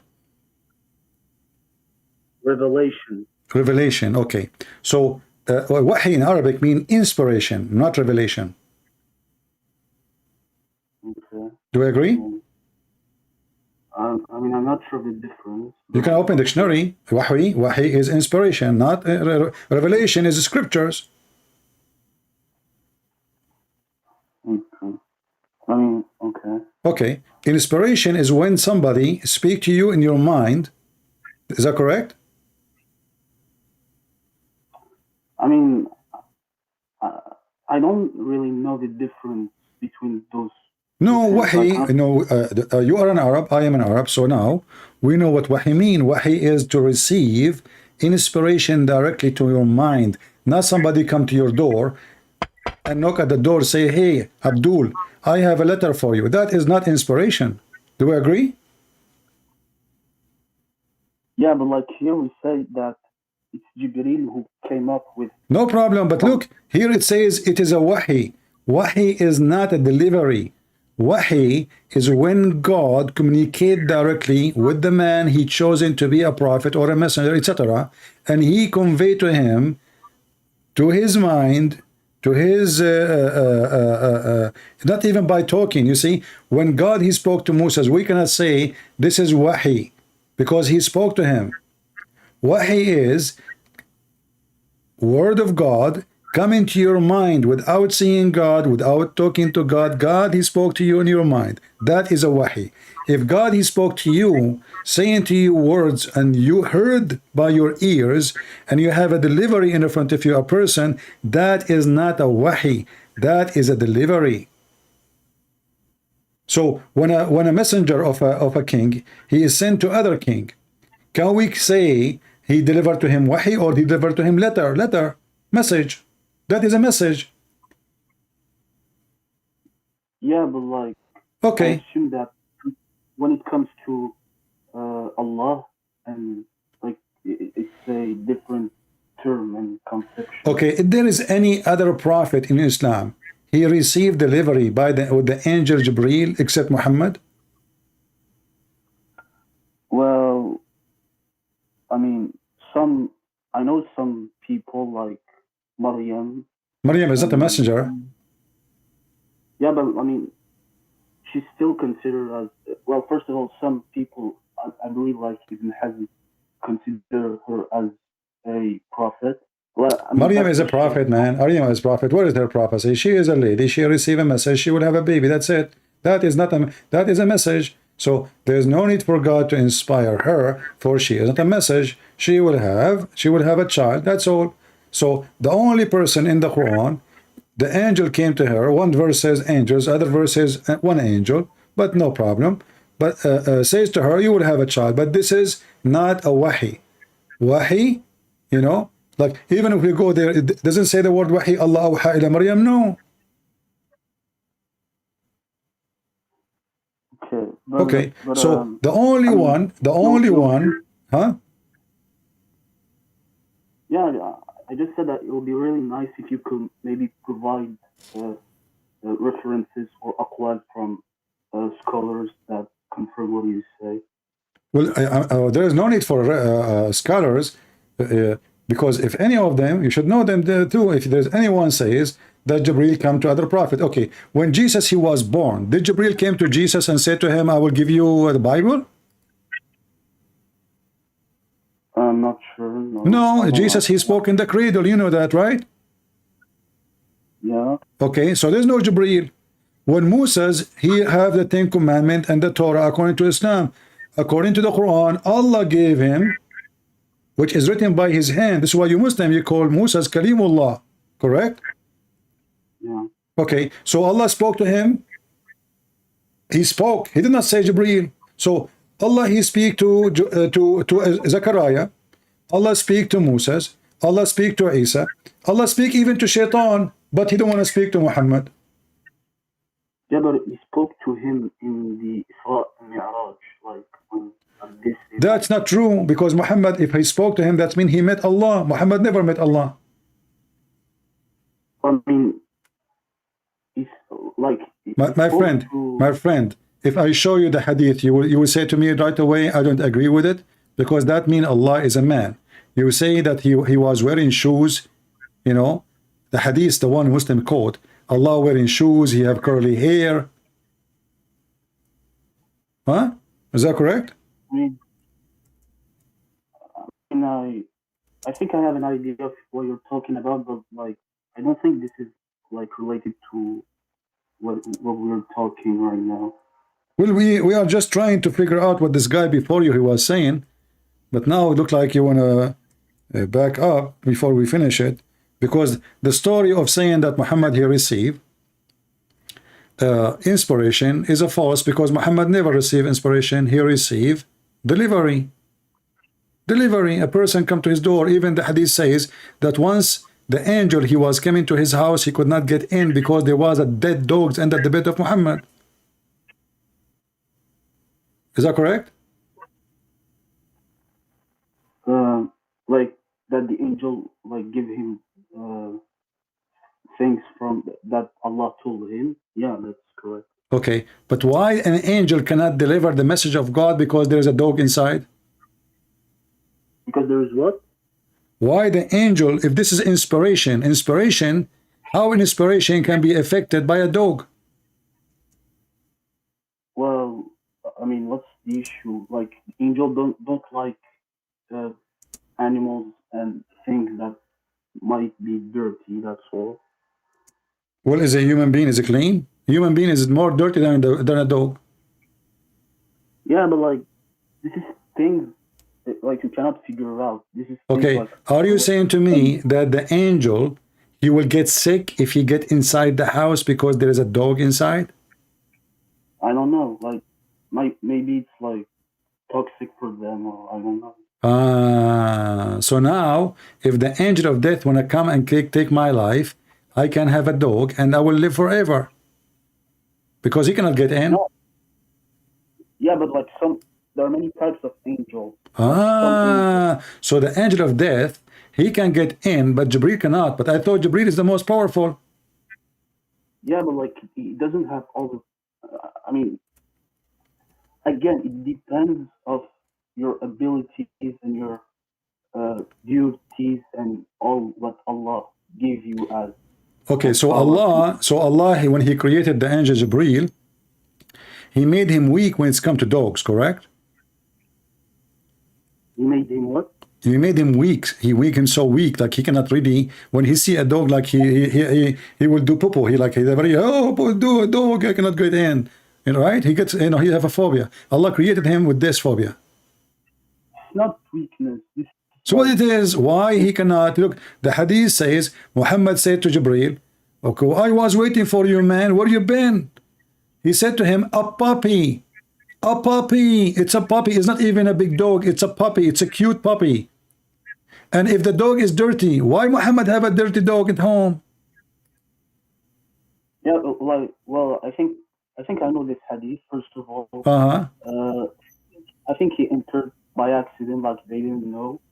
And second, as I said, yeah, like angels, like there are things that us human we can't figure out about dirt, things that angels consider as dirty. Yeah, my friend, hold on.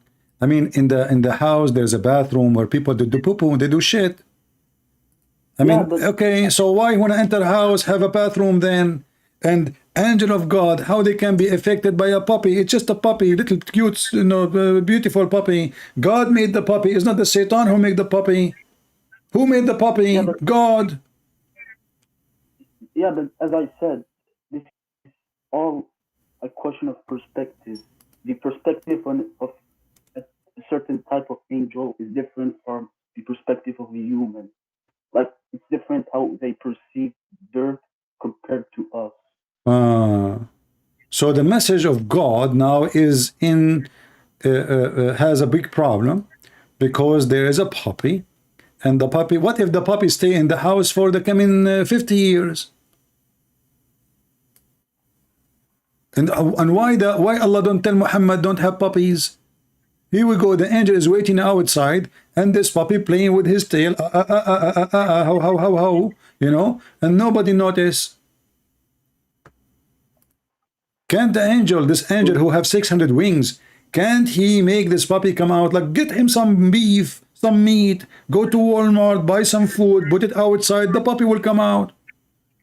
He could not get in, waiting for this ugly, scary puppy, you know, a horrible puppy, enemy of Allah. You know, the message of Allah was late not to be delivered to Muhammad. All of this because of a puppy.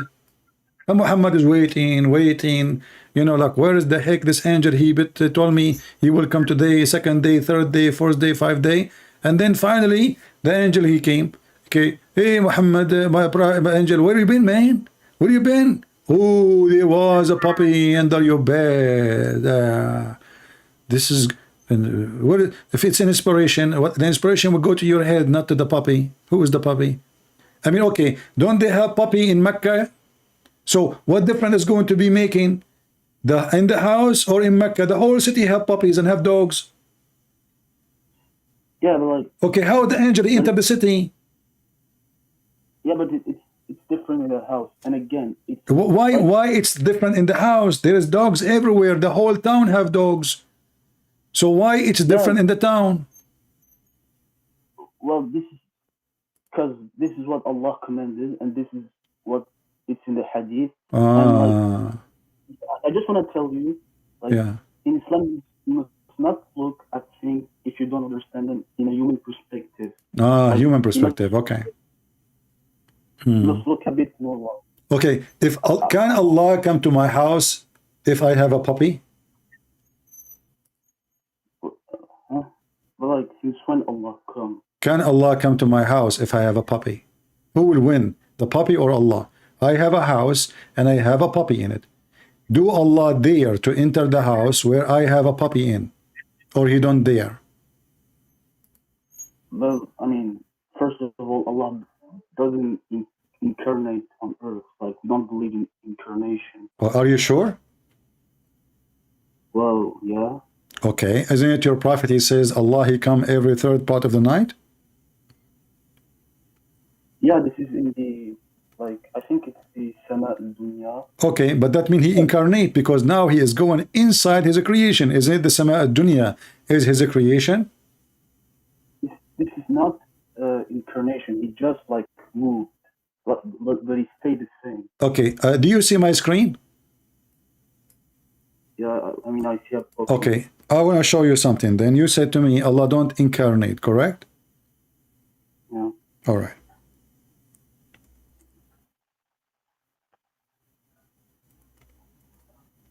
I want you to read with me this hadith.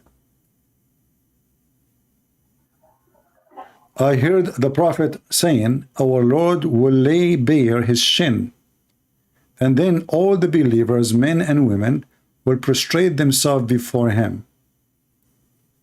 Is that shin of Allah is original or incarnate?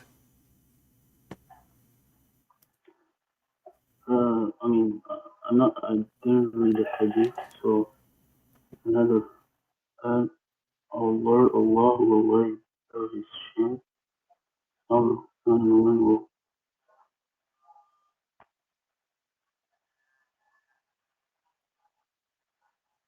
Like, is it the saq thing? Saq, yeah, saq. This is in the Quran too. Okay, so what's the problem? Allah have a shin. You said to me, Allah don't incarnate. Allah have a physical. Allah is a physical being. He have 5 fingers. He have 5 fingers. He have 2 hands. He have a shin. He have a foot. Yeah, this is his original form. Oh, this is original. Okay, so guys, so this is original. So Allah is a creature who have body. Well, like, kind of, yeah. Okay, who is the one who created the shin of Allah for Allah? I mean, it's like it's part of Allah. What do you mean? Yeah, but I mean, how Allah got his shin, his first shin? He got it like he created the shin, or he was born as a shin? I mean, it's just like if you tell me like who created Allah, like the shin of Allah is part of Allah. Like, okay, so now Allah have parts. Allah have parts, and his shin is one of his part. What other part Allah have? I mean, I believe he has like 2 right hands. Okay, why he have 2 right hands? What? Why he don't have like one in the left and one in the right? Why he have 2 right hands? I mean, because this is the reality. This is reality. Okay, so don't you think this is a defect maybe by birth? Because now, if I hit Allah, if I am in his left shoulder side, I hit him, he cannot hit me back because he have 2 hands in the right side. In the left, he is exposed. He cannot protect himself. So why Allah, he needed 2 hands in the right side, and yet he have 0 hand in the left side. And now, because we have only 2 hands in the right, that means Allah have right and left, he have front and back, and there is only a misbalance, 2 hands in the right. Yeah, but like, again, right now you're like portraying Allah in your mind. Like, it doesn't work like that. When we say he has 2 right hands, yeah, like we don't necessarily mean that it's on the same part. Like, we just don't try to imagine it. We have. Why we cannot? If Allah he says hands, that means they are hands. That's it. He told us to imagine it because the word hand is an image. You see, yeah, all our language, all our words is nothing but images. We don't have real language in our brain and head. We have letters connected to images. So when I say chair, I have an image in my chair, in my head of a chair, and then a word next to it. It's how to write that image, how to describe that image. But it is an image. So when Allah he says he have 2 hands and both of them they are right hand, we know what right mean. We know what hands mean. So don't tell me the hand mean leg and the leg mean nose. When Allah he says hand, that means it's a hand. Yeah, but like, I mean, I also have a book with me, like the Aqidah of Ahlul Hadith. Like, as it says, as the ulama says, like, this is just like this, it's the same terms, like the term, like the hand of the creator and the hand of the creation, like, compare it. Like, okay. And you cannot imagine it. You cannot imagine it. Okay. Well, how we cannot imagine it? He just told us a hand. That's it. The second we say hand, we imagine. I mean, you see those scholars, they are just trying to make a philosophy out of nothing. He said it's a hand. It's a hand. What do you mean you cannot imagine it? Did Allah say you cannot imagine it? He just said nothing like him. So maybe he is bigger, no problem. Maybe he is smaller, no problem. Maybe he's a micro Allah, no problem. But I am nothing like me too. There's nothing like you, nothing like me. Every one of us is different creature. Nobody is like anybody. Even twins are not the same. In the hadith, my friend, it says, Allah will come to them in an image, in a creation other than the one which they knew. So when Allah he come to you in an image which you do not know, Allah, he changed his image. You heard this hadith before? Wait a sec. Let us find it. Allah. Wait, where did you stop? Allah will come to you in a look other than the one you know. That means Allah is always do incarnate, and he changed his look. You said to me, Allah don't incarnate, correct? No, I mean, all right. Doesn't change. Read with me. You know Arabic. It says, تبارك فيأتيهم الله تبارك وتعالى في صورة غير صورته التي يعرفون. Do you see it in Arabic? No, I don't. He come to you in a surah, in an image other than the one you know. So as you see, Allah not only he incarnate, he even play games, he changes look. So you said to me the shin of Allah is original, but obviously no, because Allah he keep changing his look. He's a transformer.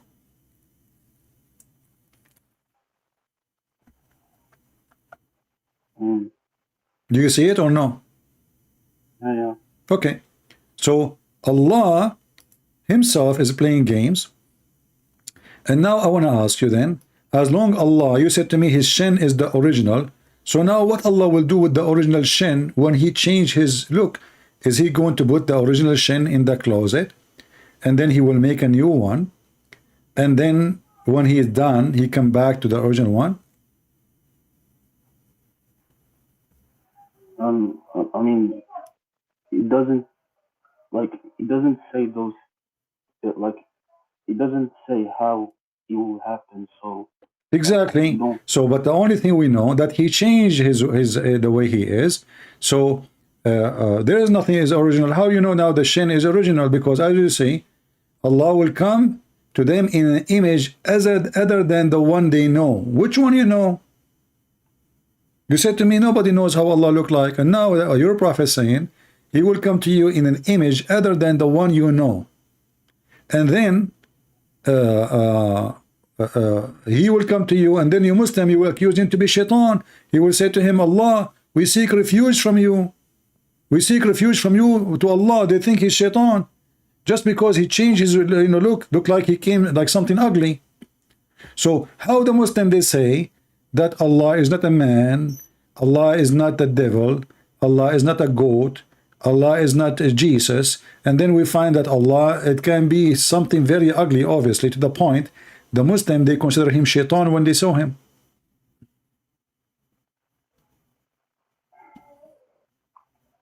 I mean, do you see it says we seek refuge? We seek refuge from you, and nobody will talk to him except the prophets. And then Allah will come to them in an image which they know, and then they will worship him.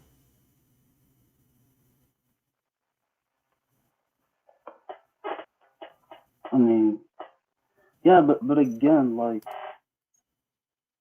you're just making too much, like,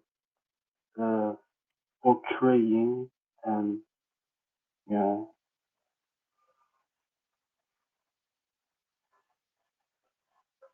I'm making too much by reading for you what your prophet said,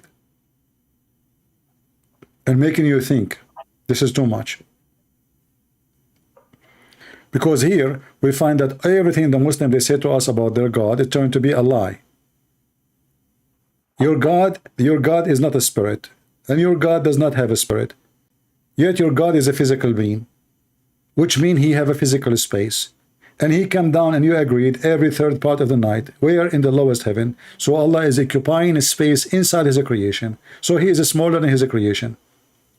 And then you Muslim, you say to me, how God can enter his creation? Then we find that Allah himself is inside his creation. In fact, he is inside his shin.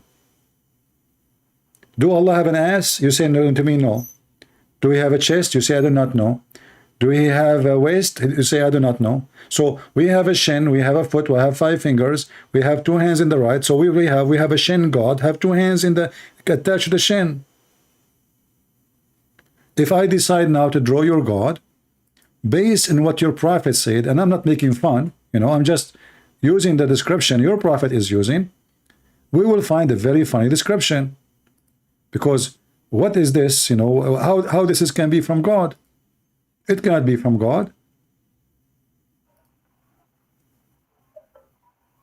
Are you with me?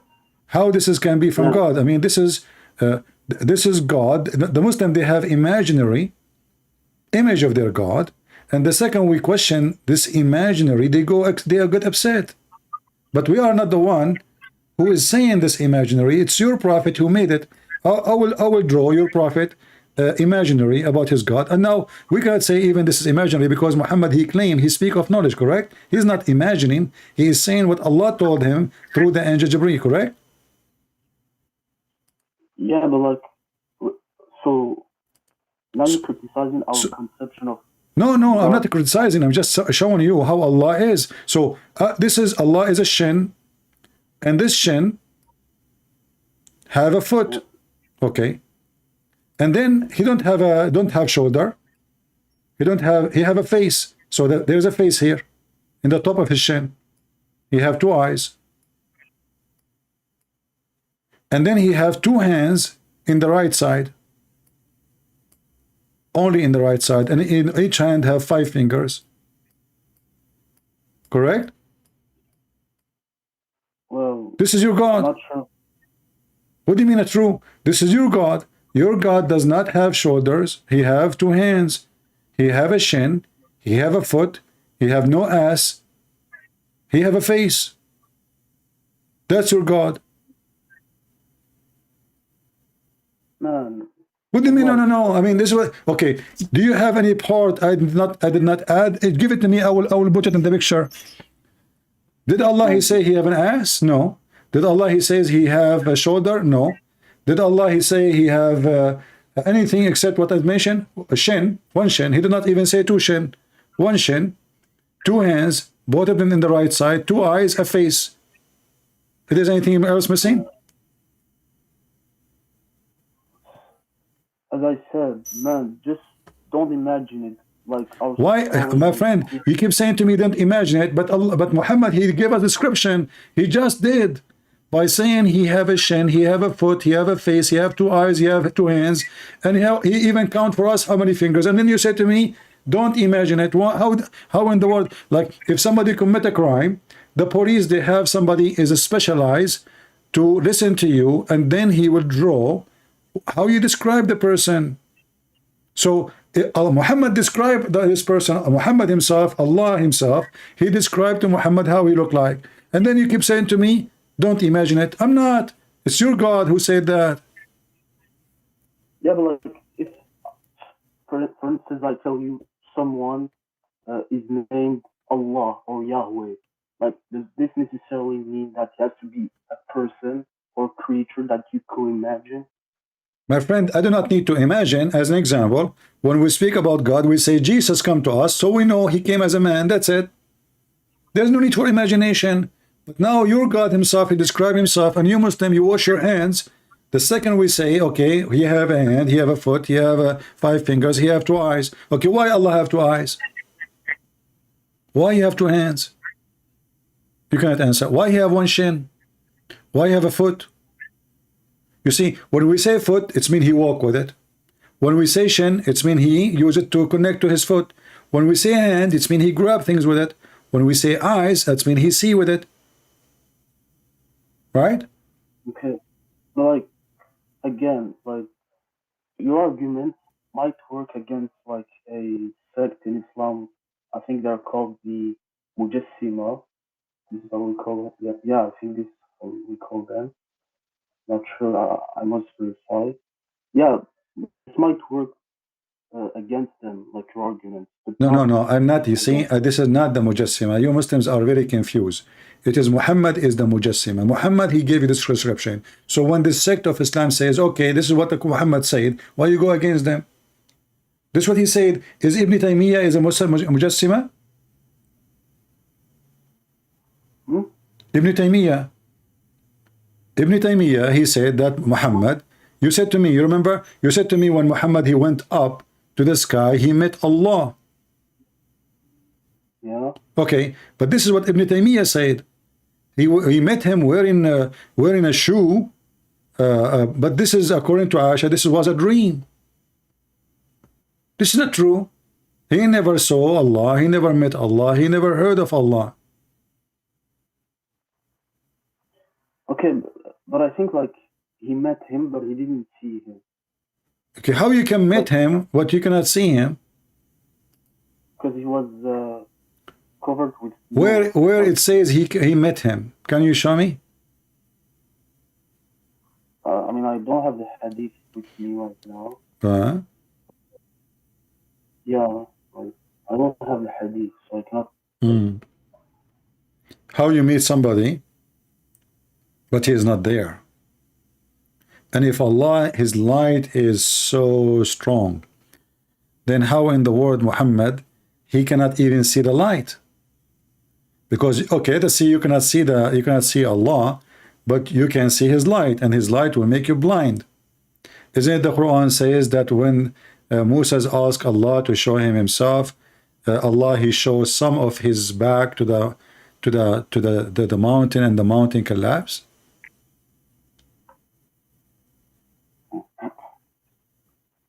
The mountain destroyed? Yeah. Okay. So how Muhammad can see it? I mean, isn't it Aisha said, whoever said that the Prophet he saw Allah is a liar? Isn't it the Quran says, لا تدركه الأبصار? No eyes can see him, and and his eyes can see everybody? I mean, tudrikhu isn't seeing. Like it's like seen. I think it's tubsir. Like tudrik, it's like I don't know the term in English. Tudrikhu, it's mean no eyes can grasp a scene of him, cannot see him. No eyes can see him. No vision can. No, I mean, I can explain in few words. Like tudrikhu, basically, like it cannot enter like your mind or your your mind cannot like fully this is not about mind, my friend. This is absar, tudrikhu absar. No vision can reach him, but his vision can reach everybody. This is what the Quran is saying. You can open any interpretation. Yeah, but no, like when we speak about the... My friend, the hadith says Muhammad, he saw only light. He didn't see Allah. He saw only the light of Allah. Do you know this hadith or not? Yeah. Okay. So he did not see Allah. He never saw Allah. He never met Allah. He saw a light, but the light of Allah supposedly is here.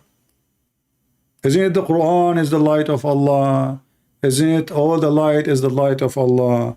Isn't it that the kuffar, they try to distinguish the light of Allah? So in the hadith says, Muhammad, he saw nothing. Any Muslim may claim that Muhammad he saw or he met Allah, he is lying, because nowhere it says that. Here we go. I asked the Messenger of Allah, did you see the Lord? He said, his light only. How could I see him? How could I see him? I saw just the light, his light. So he never met Allah. Yeah, because Allah was covered by the light. Okay, how he is covered, but he saw his light? If he is covered, the light is covered. No, but like you can see the light, but you cannot see Allah. Okay, that's mean he never met Allah. No problem. So Allah is covered. Covered by what? By hijab. Is that correct? A hijab of light, yeah. Hijab. Okay. How Allah is hijab is a cover for the hair, or hijab is a curtain? I mean, it's just covered, like you cannot see him. Okay, no. Hijab. Is it a curtain or it is a cover for hair? Because Muslims, falsely, they are using the word hijab for the scarf the woman she put in her head. Do you agree? Muslims always, they have false teaching. Hijab is a curtain or it is a wall between you and something else. Do you agree? Yeah. So why the Muslim, they fool themselves, they say hijab is a scarf? Because if Allah is speaking to Musa from behind the hijab, that means he's a woman. No, when we say a woman like has a hijab, yeah, basically, so this hijab, so in this case this scarf, like my friend, I never saw a Muslim, he know his book. Nowhere in the Quran it says hijab is a scarf. Hijab is something you put between you and other person, not in the top of you. Yeah, I know. Like the term hijab can be different depending on the context. No. Always, here we go. The Quran in front of you. Chapter 7. This is the verse speaking about the hijab. The only verse speaking about hijab for women is in chapter 33, verse number 53. So if you want to ask the wives of the Prophet, and this is only was, by the way, for the wife of the Prophet, if you want to speak to them, ask them from behind the hijab. They are from behind the hijab, not the women. You see it? If you in sa'altuhunna mita'an fas'aluhunna min wara'i hijab. You, the Muslim, you are the one behind the hijab, not the women. The women, they are in their house, and you don't go. Yeah, so the hijab is can be a door, can be a wall, can be a curtain. That is hijab. Can be many things. Like no. It have to be something between you. This is why it says behind. Wara is you. She is in the front. You are behind that hijab, not in the top of her, not underneath of her. It is something between you and her. Yeah, but in the case of the scarf, like it can be a hijab. No, my friend. Nowhere in the Quran it says wear a scarf. Can you show me? Well, it doesn't say scarf. See? So it says from wara'i hijab, and you can read the story. He's asking them not to enter the house. They are inside the house. They are not naked. The women of Muhammad, they are not naked. He is saying if you want to ask them from behind the hijab, which means from behind the door, from behind the wall. Say, hey, the wife of the Prophet, is the Prophet here? She answered from behind the wall saying, he is not here. He is with Aisha. So now you don't enter and you are speaking from behind the hijab. Hijab never was a scarf. And this is why you see Allah himself, he speaks from behind. Always you will see behind. Why it's behind? Here we go. Chapter 42, verse number 51, it says, no one can speak to Allah except from behind. The Muslim translation saying veil. Veil is not a scarf. Allah is wearing a veil now.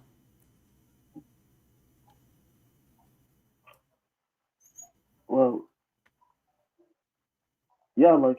And look with me. Look what this verse is saying. You remember we spoke about inspiration and wahi? Remember we spoke about wahi, correct? Look what the translation is saying. So it is not given to any human that Allah should speak to him unless it be by inspiration or from behind a veil. No one can see, and always he is behind something. So Muhammad never met Allah, because to meet Allah you have to be nothing between you and him. That is meeting. Otherwise I did not meet him. If you speak to me and I'm not in the front of you, this is not a meeting. And then it says either by inspiration. So Muhammad, all his Quran supposedly is wahi, inspiration. But the second you start studying, you will see that Muhammad never received inspiration It was only delivery from the angel Jibreel. So Muhammad using the wrong word in the Quran, he should not use the word wahi, he should say message, either by messaging he received from me through my angel, or from behind the veil. But both of them Muhammad never did. He never received inspiration. He was receiving delivery from the angel Jibreel supposedly, and he never spoke to Allah from behind the veil. This is why only Moses is called Kalimullah. Kalimullah. Muhammad is not Kalimullah, because if Muhammad he really spoke to Allah, then Muhammad is Kalimullah. Do you agree? Yeah, but like. Okay, what Kalimullah? What Kalimullah mean? What Kalimullah mean? The one who spoke with Allah. Thank you very much. Why this title is given to Moses? Because Muhammad did not. Because if Muhammad did, then Muhammad is Kalimullah too. Do you agree? Yeah. Okay, so Muhammad never spoke to Allah. Muhammad never spoke to Allah, and never spoke. Allah never spoke to him. So the verse here confirmed that Muhammad never have any connection to Allah, because he never received inspiration. For inspiration is God communicating with you directly, not through an angel. Speak to your mind, or from behind the veil. Muhammad did not speak to him from behind the veil, and Muhammad never received inspiration. So Muhammad is a false prophet. This verse alone is enough to prove everything about Muhammad. Yeah, but there is a verse which says, وَمَا كَانَ لِبَشَرٍ أَن يُكَلِّمَهُ اللَّهُ إِلَّا وَحْيًا أَوْ مِنْ وَرَاءِ حِجَابٍ. My friend, I'm reading it for you. This is the verse I'm quoting, chapter 42, verse number 51. Ash-Shawra, chapter of Ash-Shawra. This one you are quoting, chapter 42, verse number 51. It's not for a human to speak to Allah or to meet Allah, except to speak to Allah, unless from behind, or either by inspiration, or from behind the hijab. Okay, but Muhammad did not do any of those. He never received inspiration, because inspiration is not a guy coming to my door delivering me a message. If God himself come to me and he spoke to me, this is not inspiration. Yeah, but like what we do with the many ahadith where we clearly see Jibreel alayhi salam coming to the Prophet. But my friend, this is Quran now. Quran saying Allah will never do except one of two. But none of those happened to Muhammad. Muhammad did not receive inspiration. If I come to your door and I give you a delivery, this is not inspiration. Do we agree? Yeah, but like this is not inspiration. So how you call the Quran inspiration? The Quran is a delivery, is not an inspiration. Angel came to Muhammad, he squeezed him 3 times. We do not know why, and nobody can explain why. And then he started giving him delivery. So what is the word inspiration? It's wrong.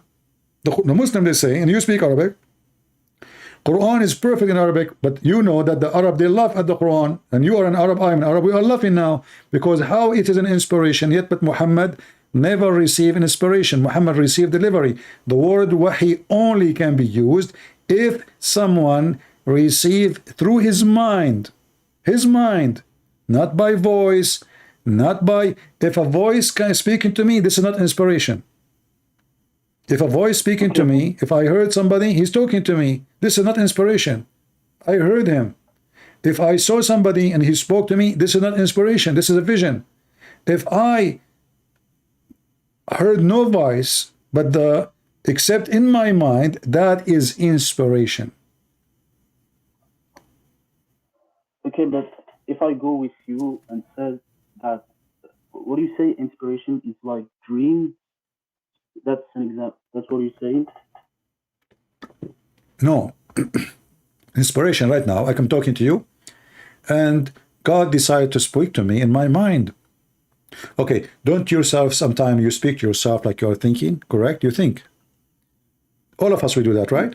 So God, he can talk to you by in your mind. Hey, you know, Abdullah, do this. You know, that is from God, that inspiration. Oh, I delivered to you a message as inspiration. That means I spoke to you in your mind, not even by voice. If it's by voice, it's a message from God. It's not inspiration, because I just heard him. Inspiration is something mute, no voice, except inside your mind, your head. And same time, you're a prophet, he never received Arabic Quran, correct? Yeah, Yeah, he just, as a book, he just received the Quran. No. Muhammad did not receive Quran. Muhammad received a sound of a bell. That is the only inspiration he have according to Muhammad now. Because you see the story of Jibreel proven to be a lie from Muhammad, because how Jibreel is talking to him and giving him delivery, and now suddenly the delivery became inspiration, and Jibreel is giving him a sound of a bell. Is it true that Jibreel, he used to speak to him in a sound of a bell? But I mean, I know the bell changed, but yeah. No, I'm saying, did he speak to him in a sound of a bell? I mean, I know that like before a wahi come, like, he hears some bell. Exactly. So now, listen. Now you are learning what inspiration is. Inspiration, you hear it in your mind, in your head. It's not somebody speaking to you. So the story of Jibreel is a lie, because Jibreel was speaking to him, not ringing bells. And now Muhammad saying, suddenly he is saying, the divine inspiration come to you. How they come to you, Muhammad? He replied, in all these ways, the angels sometimes come to me with the voice which resemble the sound of a ringing bell. But how this can be wahi? This is not wahi. This is just a voice. He said a voice. He hear it. And what Jibreel he said to him? He don't speak Arabic. He ring a bell. Okay, Jibreel he ring a bell. How Muhammad take the bell sound and make it Quran in Arabic?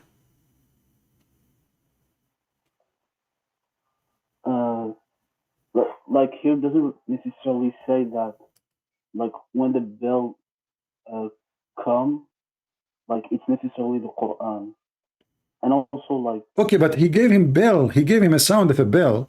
He did not give him Arabic. Sound of a bell is sound of a bell. So how Muhammad translated the sound of the bell to Arabic words?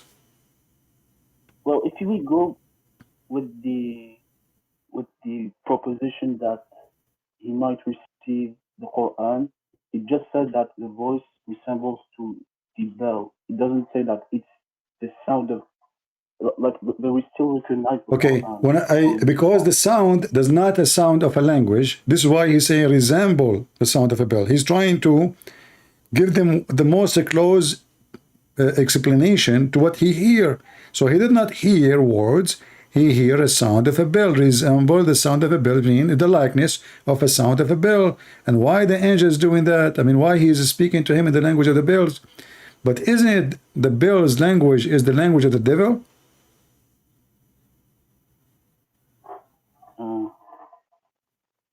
Isn't your prophet, he said, that angels don't like and they will never accompany somebody? He have a bell sound with him? Well, here the sound of the bell isn't the bell of this world. Well, he said bell, my friend, bell is a bell. Why Muslim they have always two bell of everything? We say a shin, they have two shin. We have hand, they say two, there's other hand. We say fingers, finger is a finger, hand is a hand, shin is a shin, face is a face, eyes is an eyes. And you know what? Now bell is not a bell. It's a sound of it's a sound and it's a bell. Sound of a bell. And your prophet says angels will not accompany somebody. He have a sound of a bell. So now the angels, they have more weakness, the puppy. And Muhammad, if he have a bell, the angels will not come to him. So how they will not, how they hate the sound of a bell, and yet they give him bell, Quran. Okay, but like you said that we always have two different things. No, you are the one who have you have, not me. You Muslim, you create excuse. So I say to you, shin, you say the shin is not like our shin. Who cares? It's a shin. You said you said to me, don't imagine it. But you just imagine it by saying shin. Shin is a when we say shin, we know what shin is. This is not imaginary no more.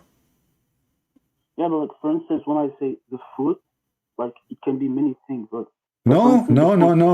When your prophet he says, he put his foot in the fire. He put his foot, and the fire says qat.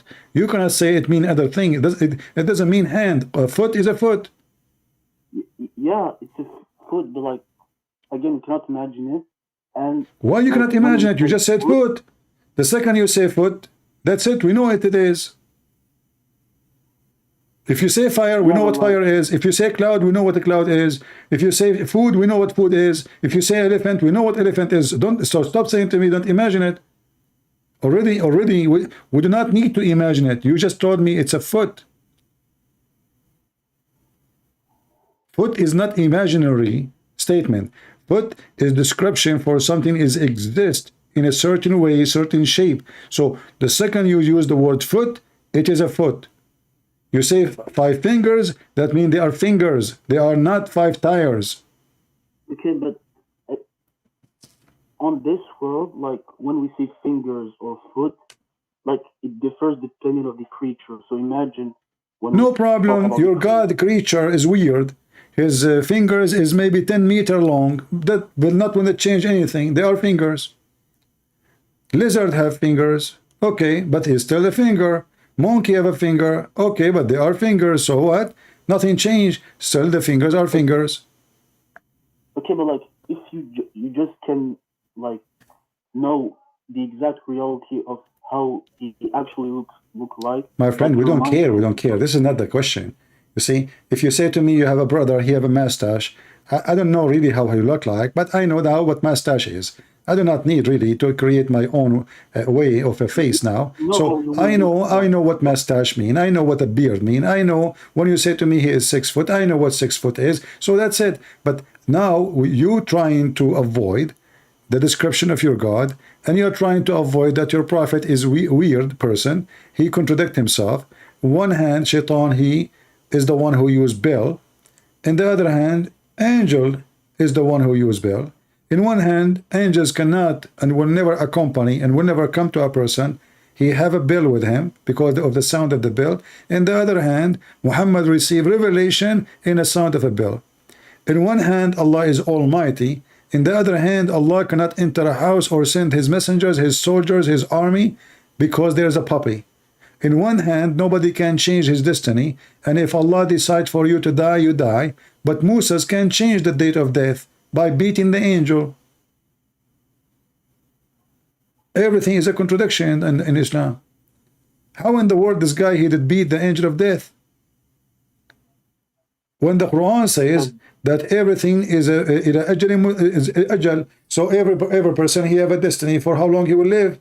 And then you say to me that Allah he sent the angel to take the soul and the ruh of Moses, and then Moses he played karate with the angel and he beat him and he kicked him out of his house, and then the angel come to Allah and his eye is coming out.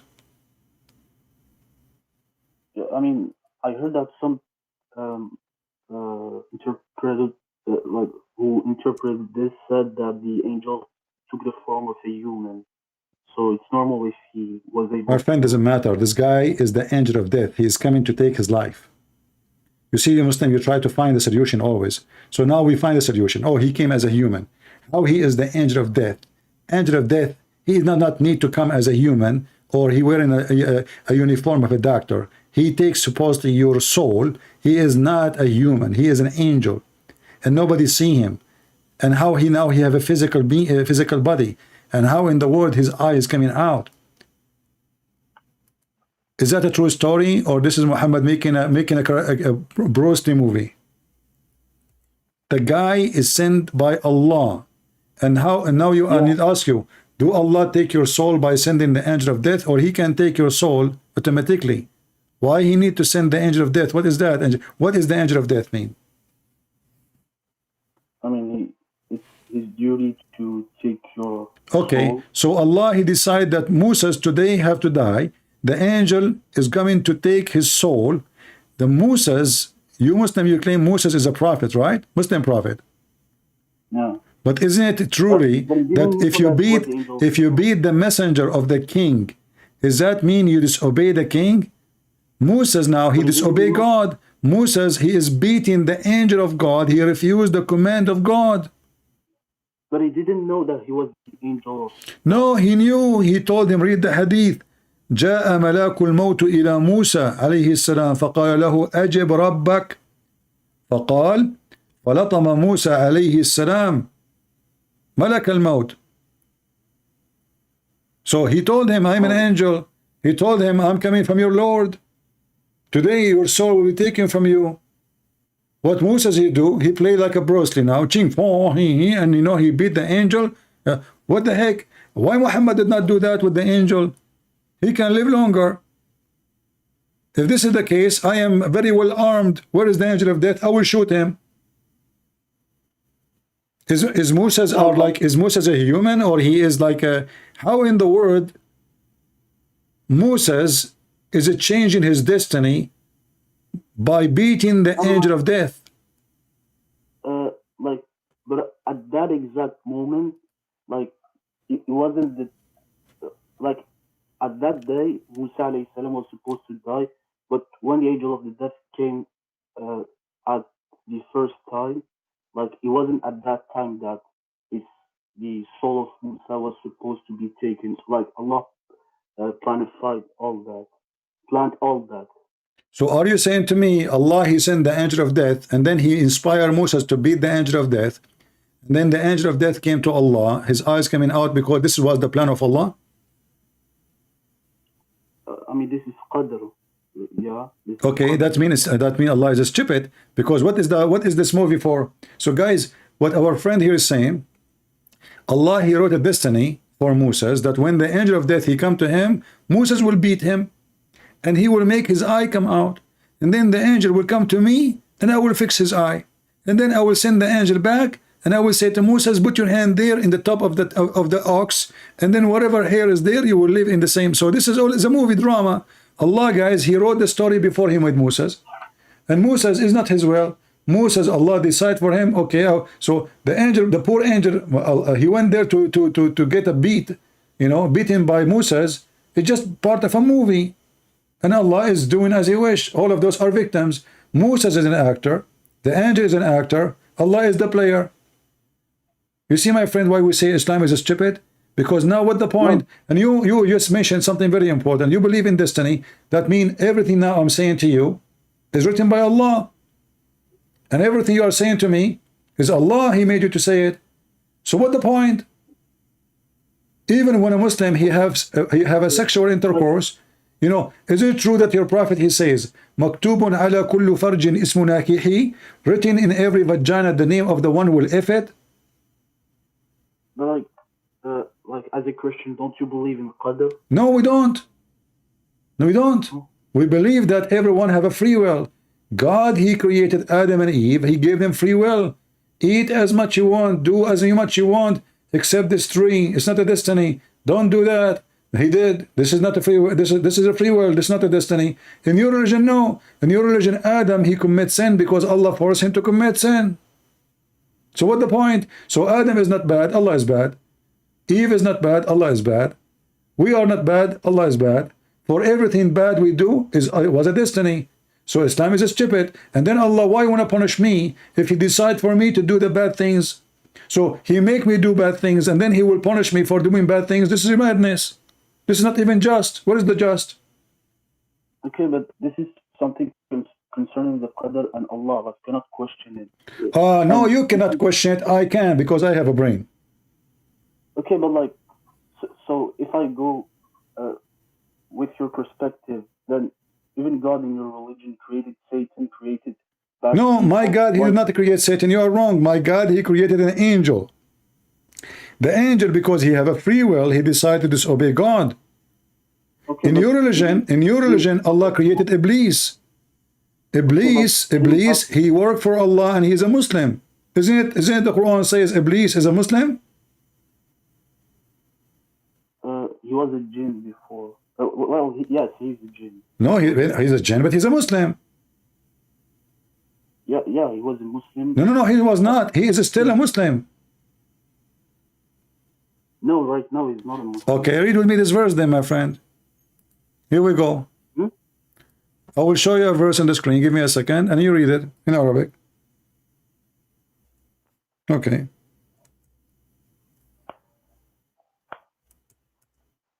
How Shaitan is not a Muslim. Chapter 15, verse number 39. Read it for me in Arabic.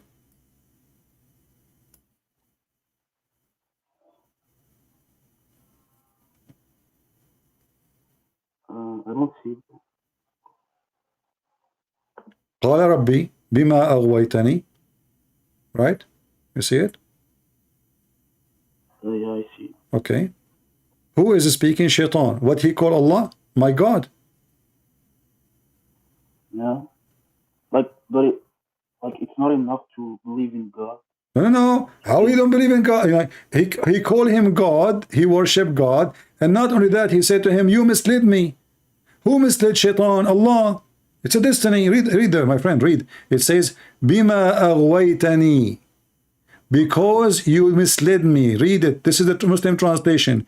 Iblis, Satan said, oh my God, because you misled me, because Allah is a true Shaitan, Shaitan is a victim, because you misled me, I shall indeed adorn the path of error for them, between two bracket mankind on earth, and I shall mislead them all, except your chosen guided slave among them. So Shaitan is serving Allah. Allah agree. He said, this is my straight path to me. That's good. Go ahead. So Shaitan, he called Allah my God. And Shaitan and Allah agree. Shaitan, he say, Allah, you misled me. Allah don't say, no, I did not. He says, okay, no, this is true. And because you misled me, I'm going to mislead them. Okay, but like Allah misled the zalimin, those who initially had bad intention. My friend, who misled the Shaitan? Here it says Allah. Okay, thank you very much. That means Shaitan is Allah. The real Shaitan is Allah. Shaitan is just a poor guy. He was misled. Who is the? If I misled you, it's mean you are my victim, not the opposite. If I lie to you, says to me, give me $10,000 because I want to buy something for you, and then I take the money and never come back. I misled you, correct? I misled you, so you're a victim.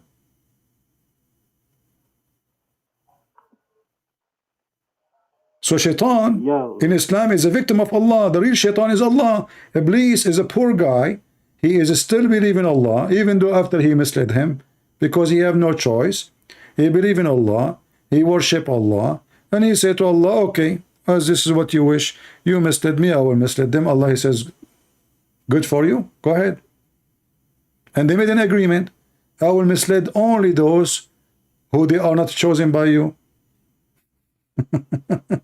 Which is very stupid, because how you can mislead someone? He is already misled, because the one is chosen by you already. It says, except illa ibadaka minhum al-mukhlisin, except your slave among them. Well, but how you mislead someone? He is not a slave of Allah.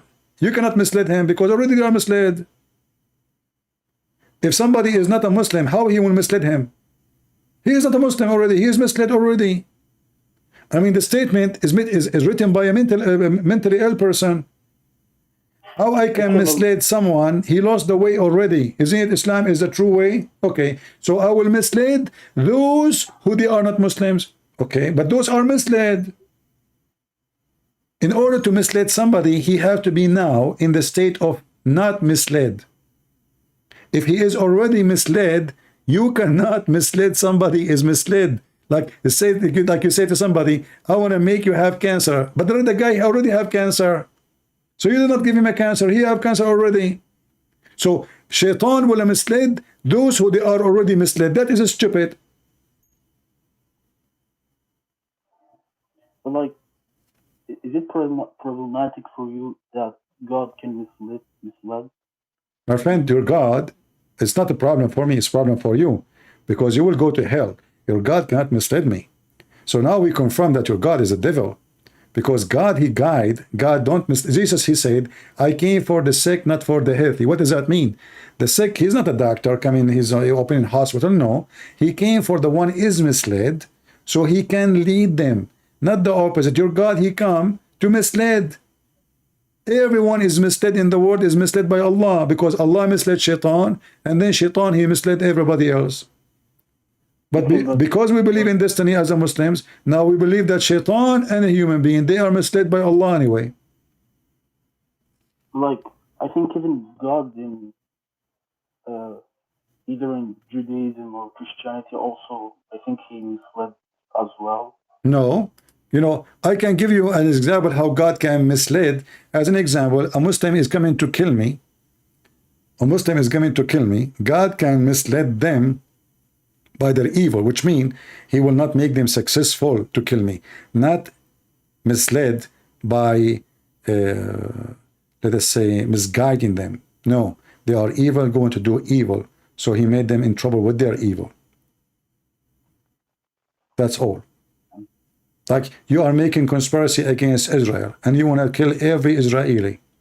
God can mislead you to do the right plan, wrong plan, not misled by misguiding from saying the truth and God. No, he can, like what happened as an example when all the Arab they attack Israel and the Israeli have only 4 airplanes, only 4, and the Arab came from every country in the world with arms and etc. God, he made Israel have a victory. It's not the Israeli. How? Because Israeli are a small army, tiny. The Arab, they thought that this army have a lot of airplane, but 2 of them, they stop working from the first day. There's only 2 left. And the Arab army by hundreds of thousands, if they continue to Jerusalem, they will take it for sure. And they stop and withdraw and run. So their evil misled them. And God did not let them do their evil plan. And the Israelis survived. Then the Muslims, they decide to do second war. And then the Muslims decide to do third war. And each time they come, God protect Israel, and the Muslims are defeated miserably to the point they lost Jerusalem and they lost a great part of land. Even the Egyptian, they lost the Sinai, and the Syrian, they lost the Golan Heights. So you came swarm like locusts from every direction. The Syrian, the Iraqi, the Moroccan, the Saudi, the Saddam Hussein, I mean from everybody. 100,000 soldiers from Egypt alone. And you've been defeated miserably, and you lost the land. Why? This is not an army power. This is God power. This is how God can mislead the evil ones. They want to do evil, and he decides to protect those people. And if God, he decides to protect them, not the evil of Muhammad, not the evil of Allah, not an evil in any word can make it happen. If God is with me, if the Lord is with me, no one can be against me. This is what the Bible says, my friend. Anyway, I want to say thank you for being here with us. You are a nice person. You can call me next time, Yusuf. All right? All right? And I will be happy to talk to you. I hope you learned something good today. And, enjoy your conversation between me and you. Same time, next time you call me, we can continue the conversation. I spoke to you for 1 hour and 17 minutes. 1 hour, 18 minutes, But it was pleasant to talk to you. You're a nice person. And if you have a sheikh, would like to join us, I will be happy. You are an Arab. Sure. Can I know from which country you are? I'm from Algeria. Algeria. Can you invite a sheikh, big sheikh from Algeria to join us? I mean, I'll see. But I don't know shuyukh that know English very well. Oh, you can translate if you want. I mean, they can. I'm sure they will find somebody. You can find somebody, and if you don't, we can translate. You can translate what he's saying, because I would like to see a sheikh supporting you, because I know that no sheikh can make any difference for me. Islam will lose miserably. Islam is not even a religion. Islam is just a hocus pocus collection of stupid things, as you see, and wherever you go, Islam does not make sense. And now we find that even shaitan is a victim of Allah. So what shaitan is? There's no shaitan in Islam. Allah is shaitan. Allah is the real shaitan. So why in the world, Yusuf, you want to follow shaitan, my friend? You are a nice person. Why in the world you want to follow a person? He make you in a destiny commit sin, and then he want to punish you for a destiny he decide for you. I mean, you came up to this conclusion by your interpretation. No, I'm not. I'm just reading your Quran. It's not my conclusion. Allah is shaitan. Shaitan is a victim. The word shaitan does not fit with the Iblis. Iblis, he did nothing. Iblis was misled. My friend, if I misled you, my friend, if I go to a school and I am a teacher, and then I misled my student, who is the one is bad, the student or the one misled them? Yeah, but right now you told me that shaitan misled the shaitan? No, shaitan, he don't mislead shaitan. Allah misled shaitan. Allah misled shaitan, and that make Allah is the shaitan. The true shaitan is Allah. Shaitan is a present what? Shaitan presents someone he misled. Do we agree? Okay, but here, why, according to you, shaitan misled in this verse, what it says, shaitan? Shaitan, he is misled by Allah. According to you, Muslim, Iblis is the first shaitan, correct? Yeah, and according to you, Allah is shaitan. So yeah, because Iblis, he is a victim of Allah. Who is the one who is the first person who practiced misleading? Allah. Allah, he mislead this person, Iblis. Iblis, he said to Allah, okay, you mislead me, I will mislead them. It's a business. I'm a victim. I will make them victim like me. Allah, he said, good deal. Go ahead. And you said to me, everything is a plan. So Allah, he planned for this. Allah, he decided to make this person misled. So he will mislead others. And Allah will enjoy it. I mean, basically, maybe the hikmah behind the creation of... My friend, how this can be wise? Corrupting the earth is wise. Corrupting nations is wise. Corrupting a genie, this shaitan, he was in heaven. He was a good person. He was in heaven.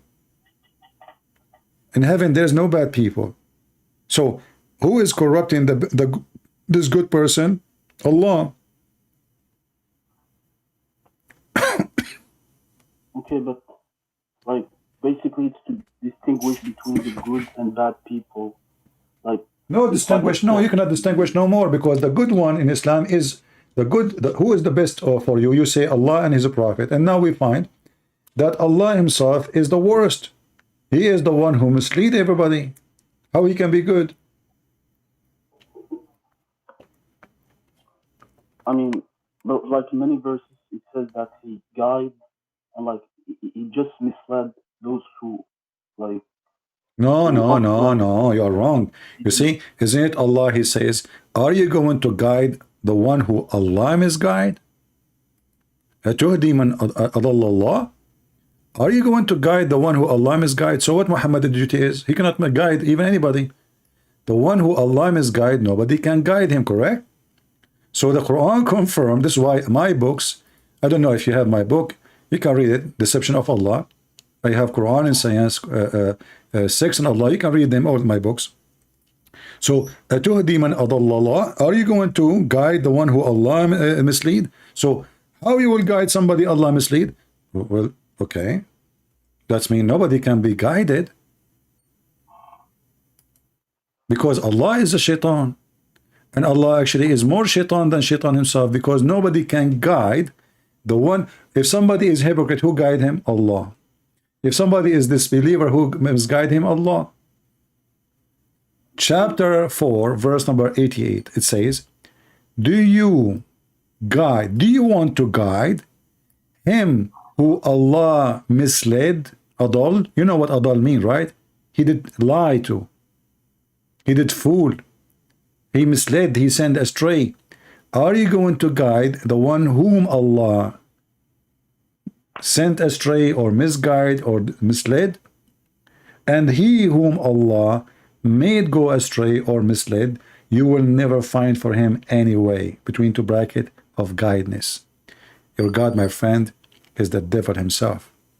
Sad to say. And I'm here trying to save you, but it's up to you.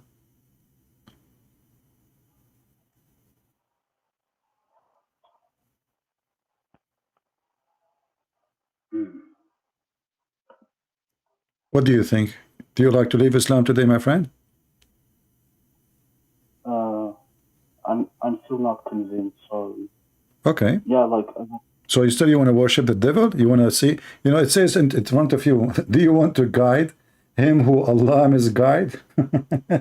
You know, Jesus said, "I came for the sick, not for the healthy. If the one is healthy, is healthy." Yeah, but like, even in the Bible, God misled. So. No, my friend, you are wrong. No, you're wrong. This is only, I just told you how God, he misled. God, he, as an example, you are evil, and you want to do evil.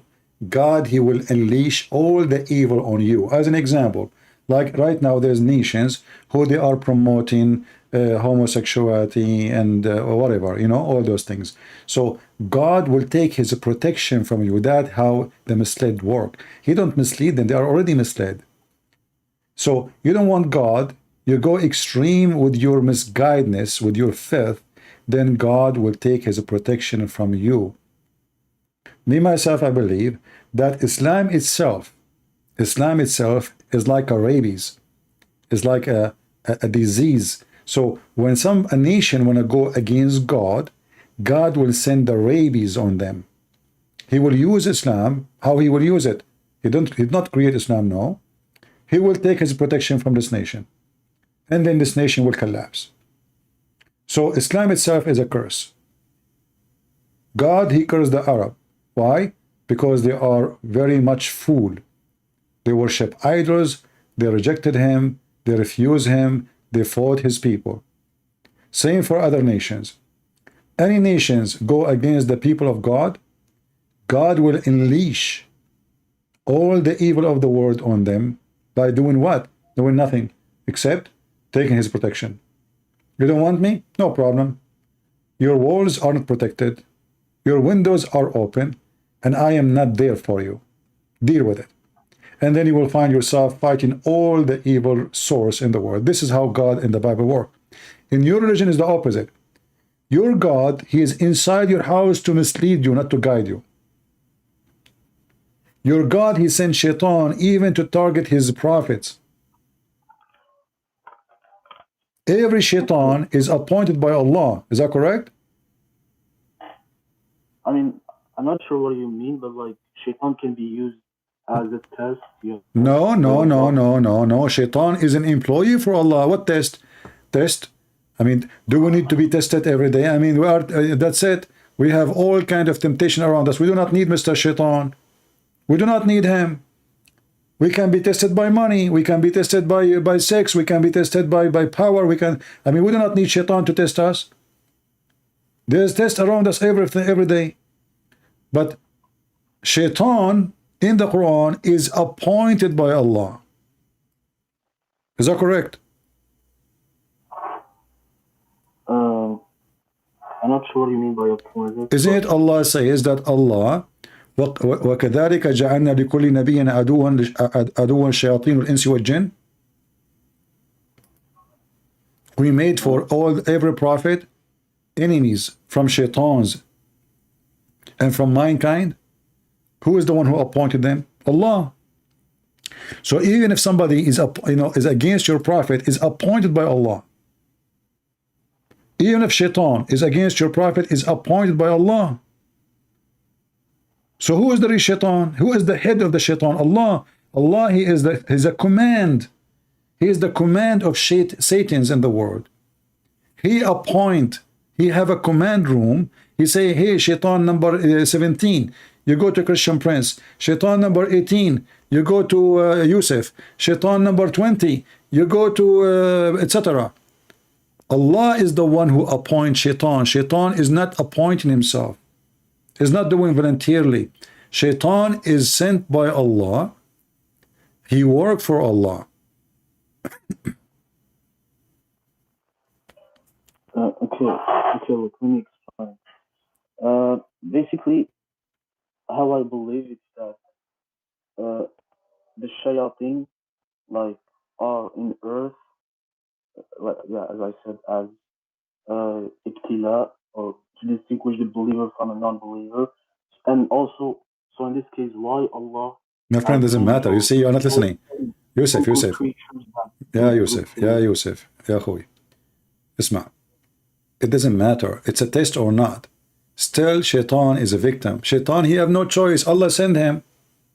It says in front of you, Allah, he appointed shaitan. Allah, he sent shaitan to you. Look, why you want to do that? You said to me, this is a test. Well, don't Allah, you just told me it's a destiny. So what test? It's a destiny. Everything you do is already pre-written. There's no test. It's already known by Allah. No. There's the huge difference between known and destiny. Destiny is not about being known. As an example, when somebody commits sin by having sex, is he making a free decision or it's a destiny, my friend? I mean, it's his free will according to... No, that's false. There's no way in Islam it says that. Read with me. This is Sahih Muslim. It says, verily Allah has fixed the very portion of adultery which a man will indulge in, and which he of necessity must commit. It's a necessity. The adultery of the eye, the lust of look, etc., blah blah blah blah, and the intercourse will confirm. But it's what? It's a desire made by Allah and destiny of action in a very portion, which means when you look, Allah, He wrote it for you. When you touch, Allah, He wrote it for you. When you have intercourse, it is written by Allah. It's not your choice. Yeah, it's written, but it's still a free will. No, how it's free will? It says the very portion. Okay, let me ask you. Even though I lost my voice. When Adam committed sin, did Adam commit sin in the heaven by his will, or it was a destiny? Both. It can't be both. Either it's my will, or it's either it's the will of me or the will of God. Yeah, look, basically there are three types of Muslims. There are the Qadariyah. No, don't tell me three Muslims. I don't care about three Muslims. There's no three Muslims. There's Islam only. I don't believe in this garbage. So tell me, when Adam he did, is your prophet, he's a one of the three too? Your prophet is your prophet. So your prophet described the sin of Adam. Adam did not choose to commit sin. Moses, he said to Adam, he said to Moses, sorry, Musa says to Adam, because of you, Adam, we are out of heaven. Musa says to him, answering, Adam said to him, do you blame me for something Allah He wrote for me in my destiny 40 years before my creation? So what Moses is saying, you know what? Because of you, we are out of heaven. What Adam saying back? How you blame me? Are you stupid or what? Don't you know that this was a destiny? So what it says clearly that you cannot blame Adam for his sin, for the sin was nothing but the plan of Allah. It was a destiny. And your prophet said that Adam he overcome Adam, and he repeat that 3 times. So Adam overcome Moses by his argument. What is the argument? Can you blame me for something written in my destiny 40 years before my creation? So, you know, when Muslims do not even understand what we are talking about, because nobody want to read, nobody want to study, nobody want to go deep in what he's saying. It's a destiny. It is not a choice of Adam.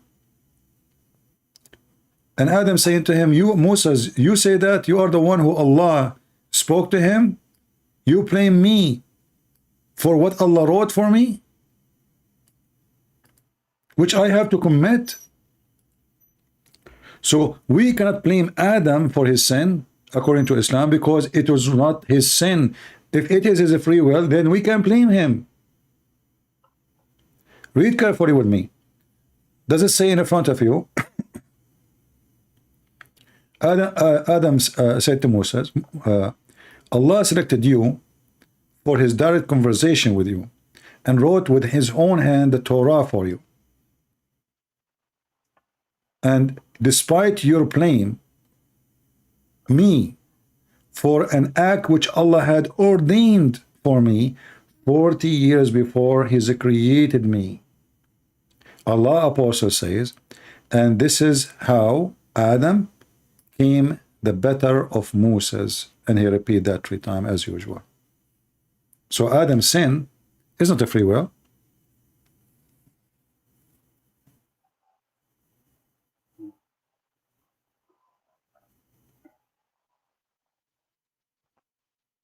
And your sin is not a free will. What goes for Adam goes for you. Yeah, but like in this case, it wasn't like the I believe, if I remember, I think Sheikh Islam said about that in this case, it isn't really a sin coming from Adam. It's a calamity that was already like Destiny. installed by. Okay, but this is evil. This is stupid. So why Allah kicked him out from heaven? And why Musa's a Muslim prophet, yet he don't understand how Muslims, they say Musa is a prophet, yet he don't understand what Adam is saying. Why Musa is accusing Adam? Look like Musa is a Christian person, because this is what the Christian believe. The Christian believe because of sin of Adam. This is what original sin. Because of Adam's sin, free will, by free will, he was kicked out, and we are his children, so we are out, we are born out. So this is what the Christian believes. So Moses cannot be Muslim. For Moses, and this is after death, Moses and Adam are debating in heaven. So Moses, he spent his life as a Muslim according to Muslims, and yet he don't understand that this is destiny. Adam teaching Moses. Allah never taught Moses. So now, because we know that Adam and Moses never met, how they will meet? Where they met now? This is in heaven supposedly.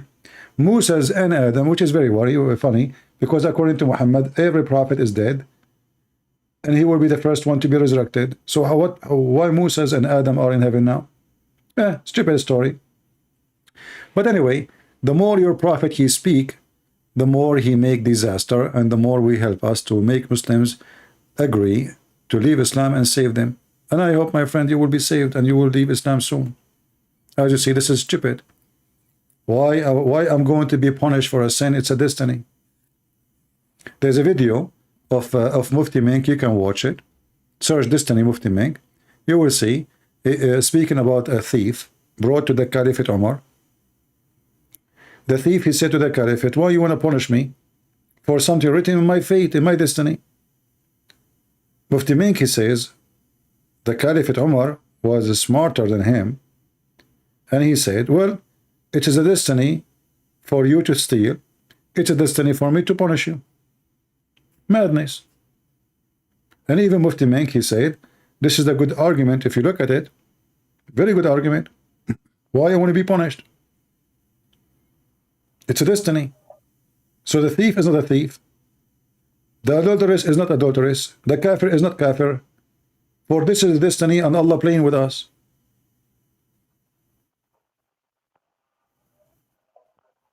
Okay. But again, as I said, like, you didn't let me explain the Okay, my friend, you can explain to me next time we go live, because it's getting very late for me. It's almost 12 p.m.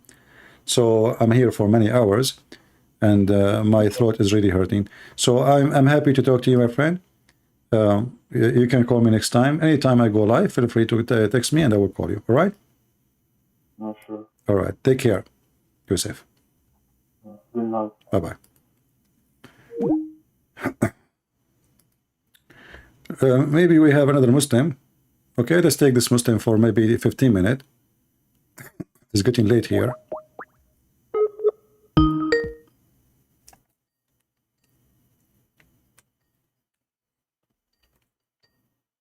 Let us see. The one who called himself Mayazi. Mayazi, answer, please.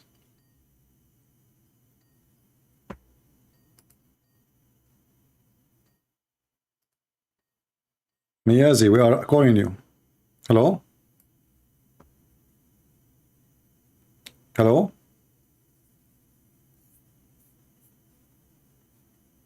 Hello? Are you going to talk or no?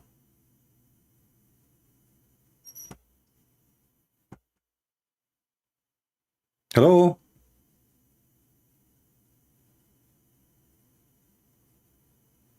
Yes, I hear you. Go ahead. Hello. I hear you. Go ahead. Okay. Are you a Muslim? I don't even know. Are you a Muslim? Yeah. All right. What do you want to say to us? I'm Muslim. Muslim, born Muslim. All right. Chose to be a Muslim because Islam makes sense to me. Okay, let us talk about what makes sense then. What makes sense for you? What the word sense mean? Yeah, because when you say something, the concept of God is just one. You need not, it's basic. 3 doesn't equals to 1 because it's basic. Basic, It's okay. basic that So your 3 God is one what? doesn't Your God is one what? one God. Okay, if, The creator if there is of one heaven God, and that earth. means there is two God. One God. You said he's one God. So why he is one if there is only him? That means there is no need for the word one. It's not 3. If I say one equals to car, 1 if I say because one car, you don't need. okay, okay. I want to show you a verse. I want you to help me because I'm not smart like you. And as long as you understand sense and what makes sense, so you will help me what makes sense here. Allah, he said, if I would like to take a wife or a partner, I will take the partner from ourself. If Allah is one, how Allah will marry a woman from ourself? If there is women from his kind? You say? If Allah is one, you said to me, Allah makes sense to be one God. Yes.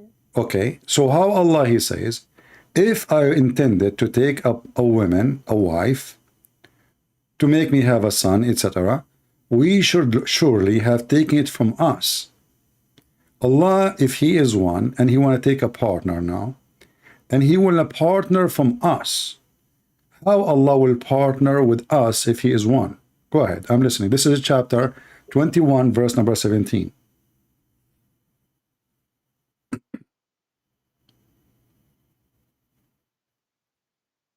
I'm not on YouTube, so can you read it?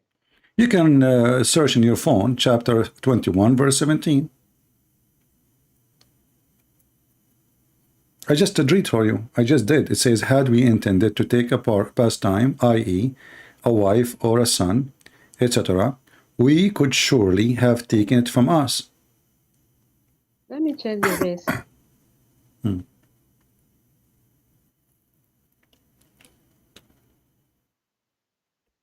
Chapter 21:17.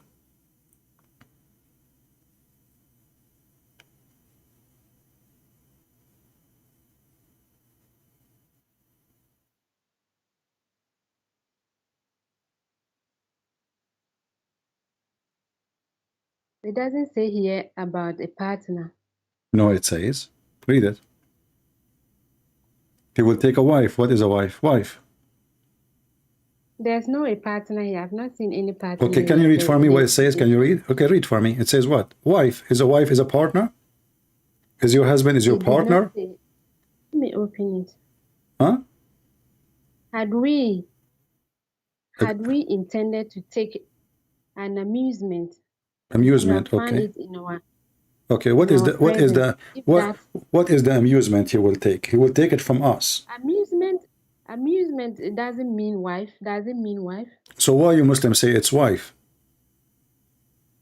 But you are Arabic speaker, so you should know best. If it's not wife, I know, no, I know. This is why it says wife. The word lahu in Arabic.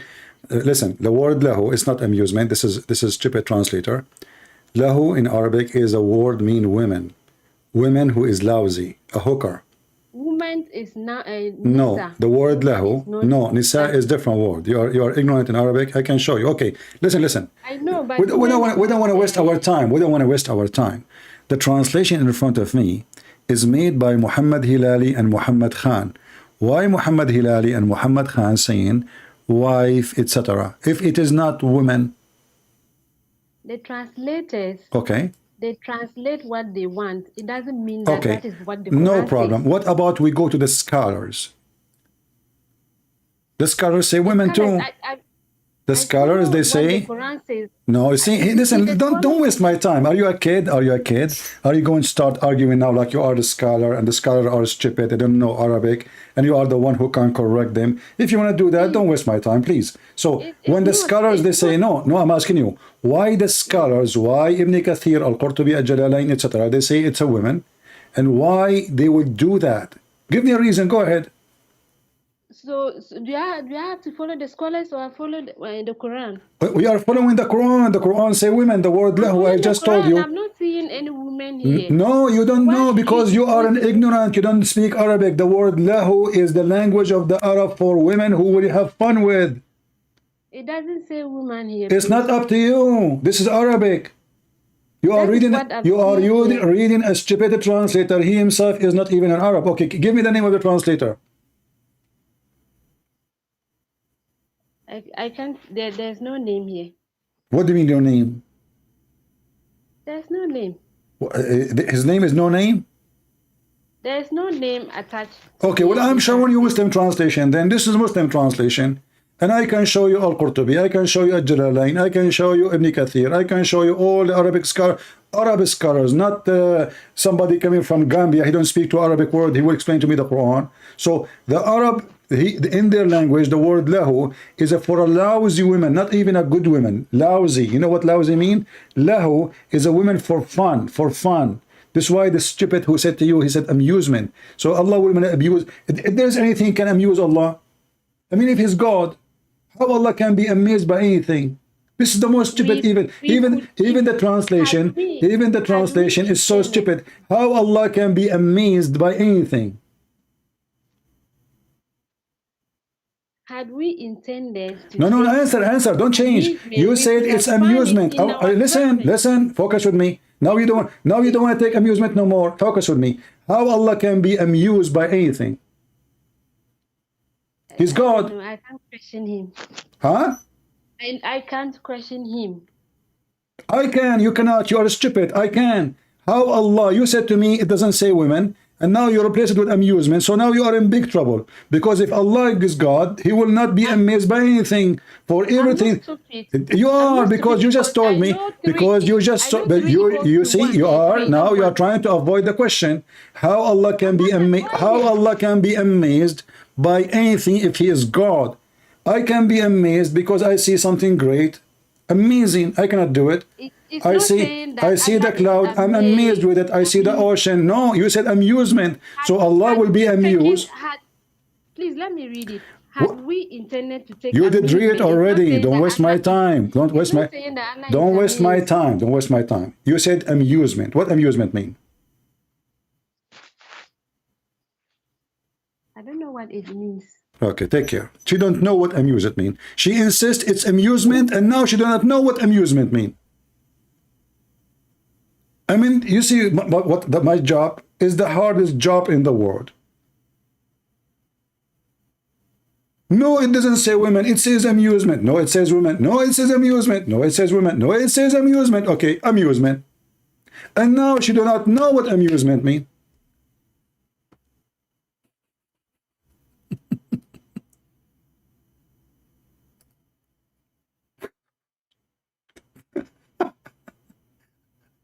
I will have a heart attack one day by the amazing stupidity.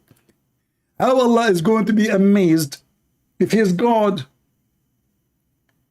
I will be amazed to see like first time an airplane flying, because this is upon my ability to comprehend. That's what.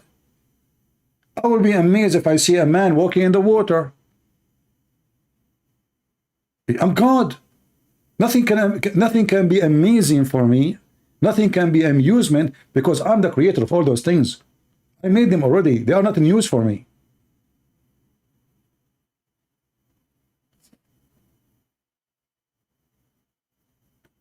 I believe that the most severe punishment for a smart man is to speak to stupid people. This is a death penalty. Like to put a person in one room with a bunch of stupid people, he is dead every day 1,000,000 times.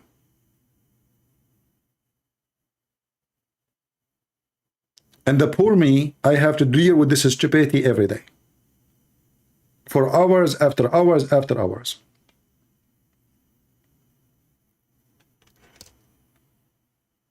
So now she got happy, it's amusement.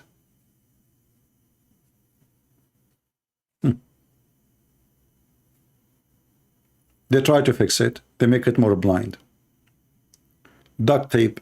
If you look at Allah right now, you can't even see his ass. It's full of duct tape. They duct tape his mouth. They duct tape his Quran.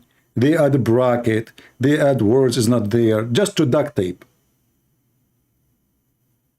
And then you will see somebody calling you from Gambia,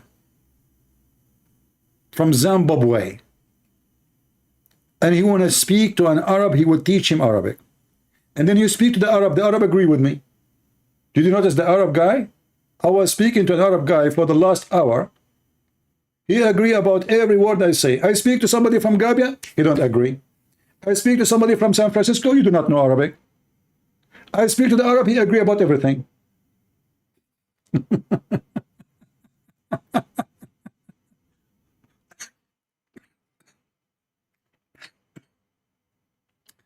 Sorry guys, my throat.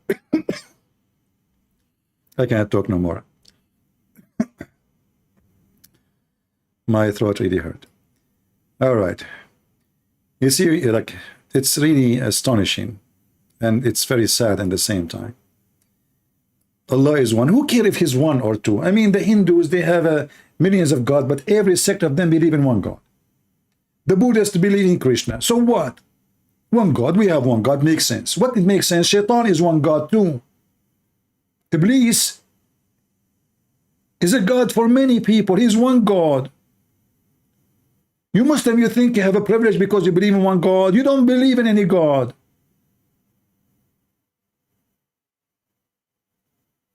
And I find it very insulting, somebody saying to me, Islam makes sense. Makes sense that if I believe in Allah, I will have 72 women like you opening their legs?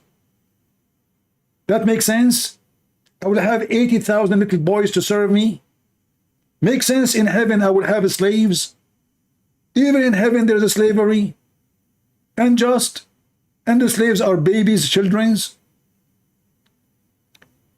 It makes sense that my penis will be endless. Why? I will not be able to see you. So Allah will put you in the other side of the galaxy and my penis will go all the way to you, going through you. Islam makes sense.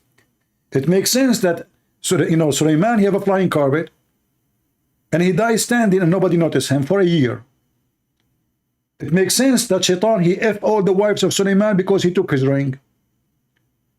It makes sense that Sulaiman, he have a diving shaitans. I thought Shaitan is a shaitan. No, they work for Sulaiman. It makes sense that Sulaiman have a statues in his building, in his temple. It makes sense that his wife, she gave her ring, the ring of Sulaiman, to Shaitan when he was going to the bathroom. It makes sense that Sulaiman, after he lost his kingdom, he found his ring in the belly of the fish. A Muslim talking about what makes sense and what make no sense.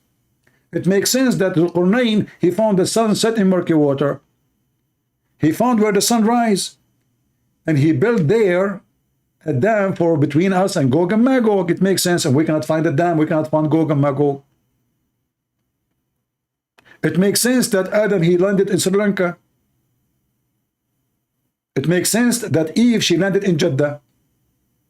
It makes sense how they met. Maybe they use WhatsApp. A Muslim is speaking about what makes sense. It makes sense that you will have 70 years orgasm.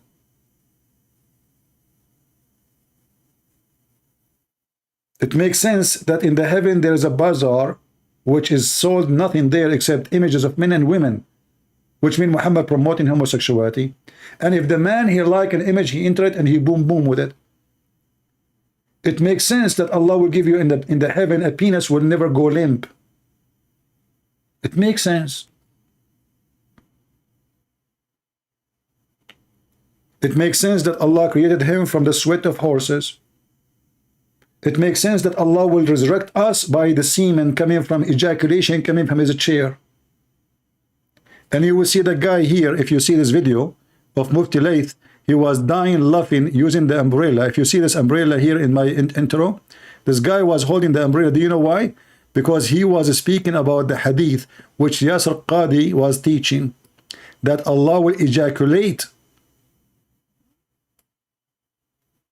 Allah will ejaculate and he will resurrect people. So the guy, he opened the umbrella. It makes sense.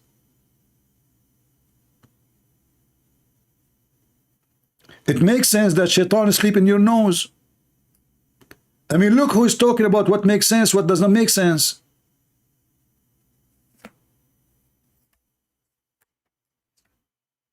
Believe without understanding.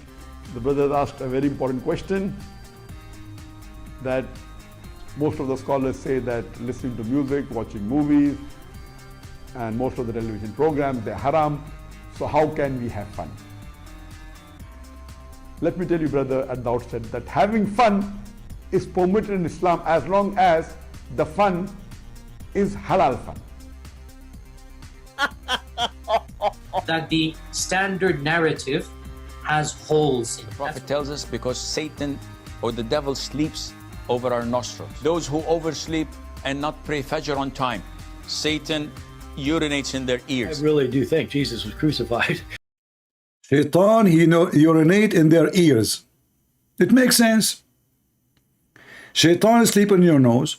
Shaitan, he round himself around your penis. Shaitan, he do your wife when you do intercourse with her if you don't say the prayer. Shaitan, he play with your anus if you go in the bathroom, if you enter with the right foot and you don't say the prayer. Shaitan, he go inside your wife vagina. Shaitan, he set fire in her pubic area. I mean, can you believe it? A Muslim, he called a TV, telling them what's happening to his wife. He opened the door slowly. He saw his wife touching herself.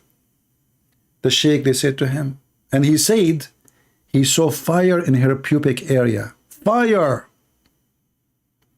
The sheikh, he said to him, brother, listen to me. You need to read Quran, brother. Your wife, she is sleeping with the genie. And that fire in her pubic area because he is made of fire. I mean, the woman, she is horny. The guy is not doing his job, obviously. The woman, she is touching herself. The Muslim gave him a solution. Read Quran. Play Quran in the house. Recite the chapter of the Kursi upside down. The woman is touching herself naked. The husband opened the door. The solution is what? Play Quran. Makes sense? And I want to know how in the world the fire started there. I mean, there's no lies in the story. He saw a fire in her pubic area, brother. How many of you saw a fire in your wife bushes? That's why you have to trim it, to avoid the fire. You know what? I want to go, but just let me show you this. Hold on.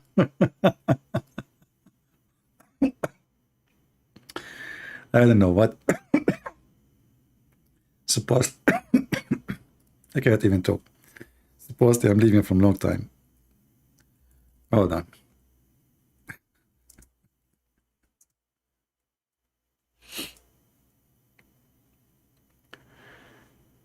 Oh boy.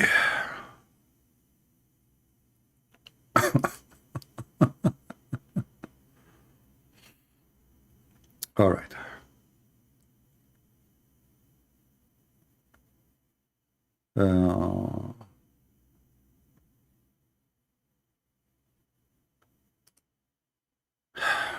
I'm trying to find this web page.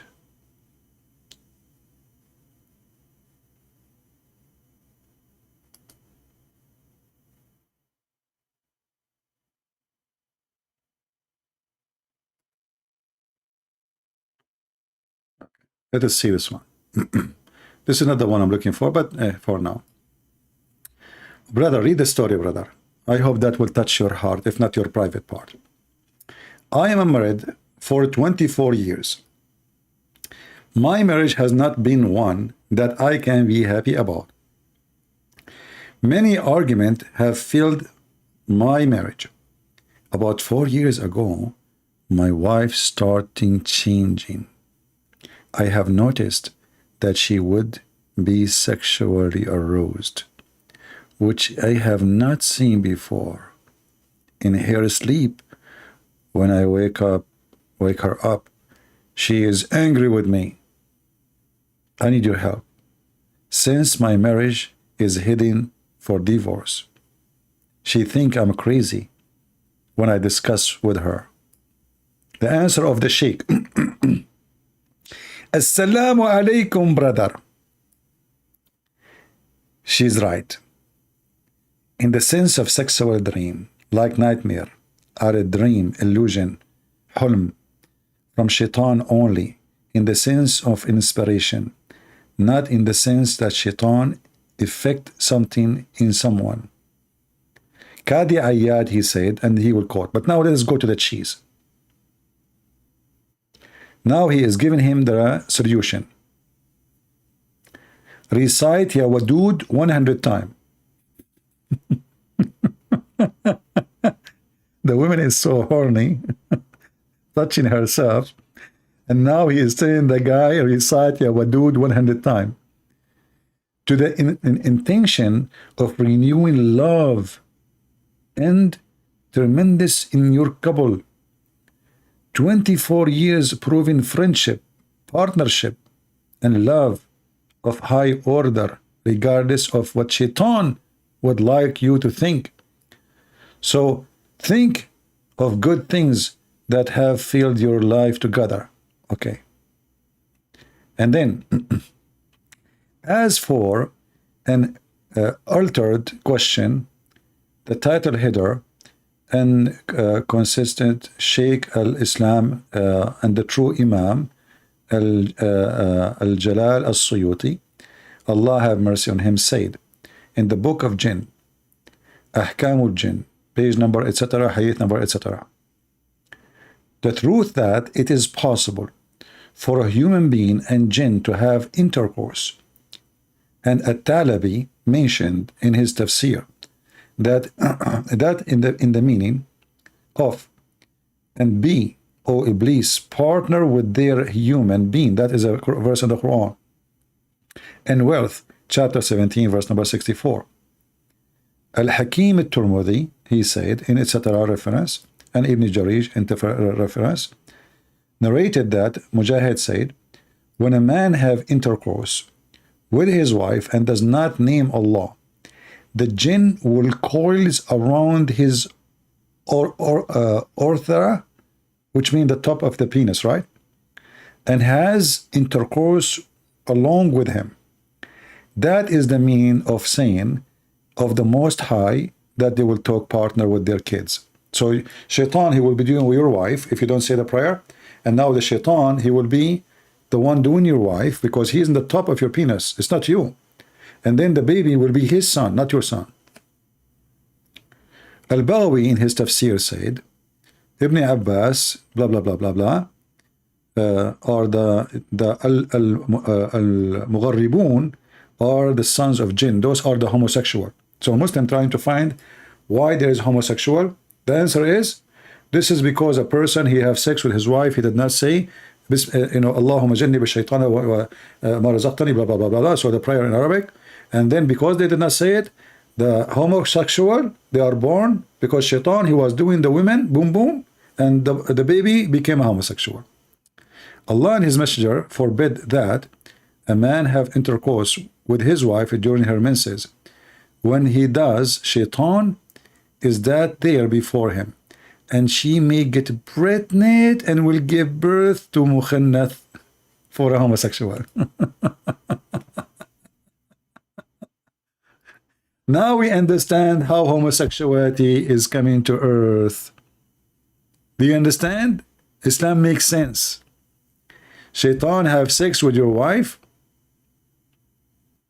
I mean, there's other stories. If I find them, you will die laughing, you know. I wish I can find that one, the one about the guy, he saw his wife bushes in fire. This is why if you are married, you have to get like a fire extinguisher. You know, you never know. You go inside the bedroom, your wife, she's on fire, the bed will be in fire, the house will be in fire, and all of that is starts from her vagina. Vagina are a very dangerous part. You know, this is where the fire started. Actually, there's many reports by the fire department, like people, they claim insurance. If the fire started from the vagina, your company, they will not pay you. I'm warning you. because this is a human error, not an act of God. The husband is not doing his job. The woman, she sleep with the Muslim genie. The genie, he is made in fire. He set her bushes in fire. She cannot stop the fire. Too late. The sheet go in fire. The bed go in fire. The husband go in fire. And nice to meet you in fire. You know? And then this lady, she called me and say Islam makes sense. It makes sense. And then if you open the books of tafsir, you will find that Shaitan, he himself, Shaitan, he have a penis in the right thigh. He have a vagina in the left thigh, and then he would do nukah to his this by this, which means he enter his penis, enter into his vagina, and then he lay 10 eggs. And from every egg, there is 72 shaitan and shaitana, which means male Satan and female Satan. And she is talking about what makes sense. It makes sense that Muhammad, he said, you are stupid, half a brain. That the only thing makes sense to me. I guess he knew what kind of Muslims, what kind of people will follow him. Otherwise, doesn't make sense. Anyone will believe in such a garbage. Anyway, guys, I want to say thank you all for being here. I hope we have a good time today and we enjoyed listening to those poor Mohammedan. We pray to our friend Yusuf from Algeria to see the truth, and he will leave Islam soon. We hope so.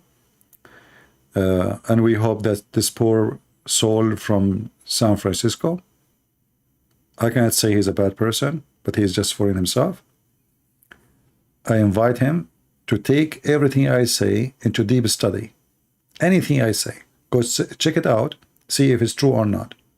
And next time, don't be a hypocrite. Don't say to me, I don't accept the hadith, and then you quote to me a hadith. Don't do that. That is not an act of a smart person. And remember, when you call me, you are speaking to Christian Prince. I'm not like others. I will grab you from your tail, even if you put it in between your legs. So don't think you can get away with it. Anything you say. And he said, there's many things he said he did not say it. I want you, my friend, to go and watch the video again and see that you did say everything you denied. I accept only the scriptures. Then he quoted from me the hadith. Anyway, God is good, so is the Messiah. He said, I am the good shepherd. My sheep, they knew me, and I know my sheep. He said, I am from above, you are from below. He said, I'm going back to my Father, and he is there. No grave can keep him. No death can take him. No evil can win against him. No disease is hard for him to heal. He is the one who makes the blind see, and the one who cannot walk. He is the one who forgives sin. He is the one who controls nature. He is the one who said, before Abraham I am. And Abraham, he saw my day. He is the one who said to the Jews, what you say about the Messiah? They said he is the son of David. He said, well, if he is the son of David, then why David call him God, Lord? The Messiah said, I am God's son. I go to my Father, and I will prepare the way for you. Knock at my door, and I will open. Come to me, the tired one, and I will comfort you. Be holy like your Father, so you will be in the kingdom of my Father. Not everyone says to me, Lord, Lord, will enter the kingdom of my Father, but the one who does his will. That is my Lord. His name is holy. His act is holy. His life is holy. And he is in the holy heaven with the Holy Father. For holy belong to holiness. And the wage of sin is death. And this is why Muhammad is dead and the Messiah is alive. For he never commit any sin. He commit no sin. The wage of sin is death. From above to above. From dust to dust. He is from above. We are from dust. And he is the only one can save you, Muslims. So don't fool yourself with the Lord of penis, the Lord of vagina, the rivers of honey. This is a hungry God trying to tempt your tongue and your private part and your belly and your stomach. Gold and silver, that is Satan. God does not promise such a thing. Gold and silver mean nothing to God. Nothing to God. God, he don't have a buffet in his heaven. He don't have a pimp house in his heaven. Especially this house is going to have and host people just for sex. God is not androtit. He is not a pimp. God is holy. When you go to your mosque, you take off your shoes. How you will enter the house of Allah with your penis? Having sex in the house of Allah. You claim that Allah is God. The Messiah, he kicked people from the skirt of the temple just for buying and selling, not because they are having sex. The skirt of the temple, this is not even God's kingdom. For buying and selling. He flipped their tables. He kicked them out. Dogs used to go inside the holy mosque of Allah, you call it holy, and they used to urinate, and not a zero Muslim, he do clean after them, not even Muhammad. Dogs. And then you claim that you are following a clean man who jump in water, have dead dogs and women blood from period. And he is full of lies. And then you don't want to believe in the Messiah. His name is amazing. His act is more amazing. His words is beyond wisdom. And just wait. When he come, and he will send you with your prophet to hell if you don't repent. When the Lord, he come with the glory of his angels over the cloud, and he will say, bring them in front of me and slay them. But you will wish to be slayed, because death is going to be your imaginary dream. It's going to be a wish you will never have. Justice will be accomplished. Even your silly prophet, he says that the Messiah will come, hakaman muqsitan, absolute just and justice. Nobody can do that except God. That is the Messiah. The Messiah is my Lord, and the devil is yours. See you soon.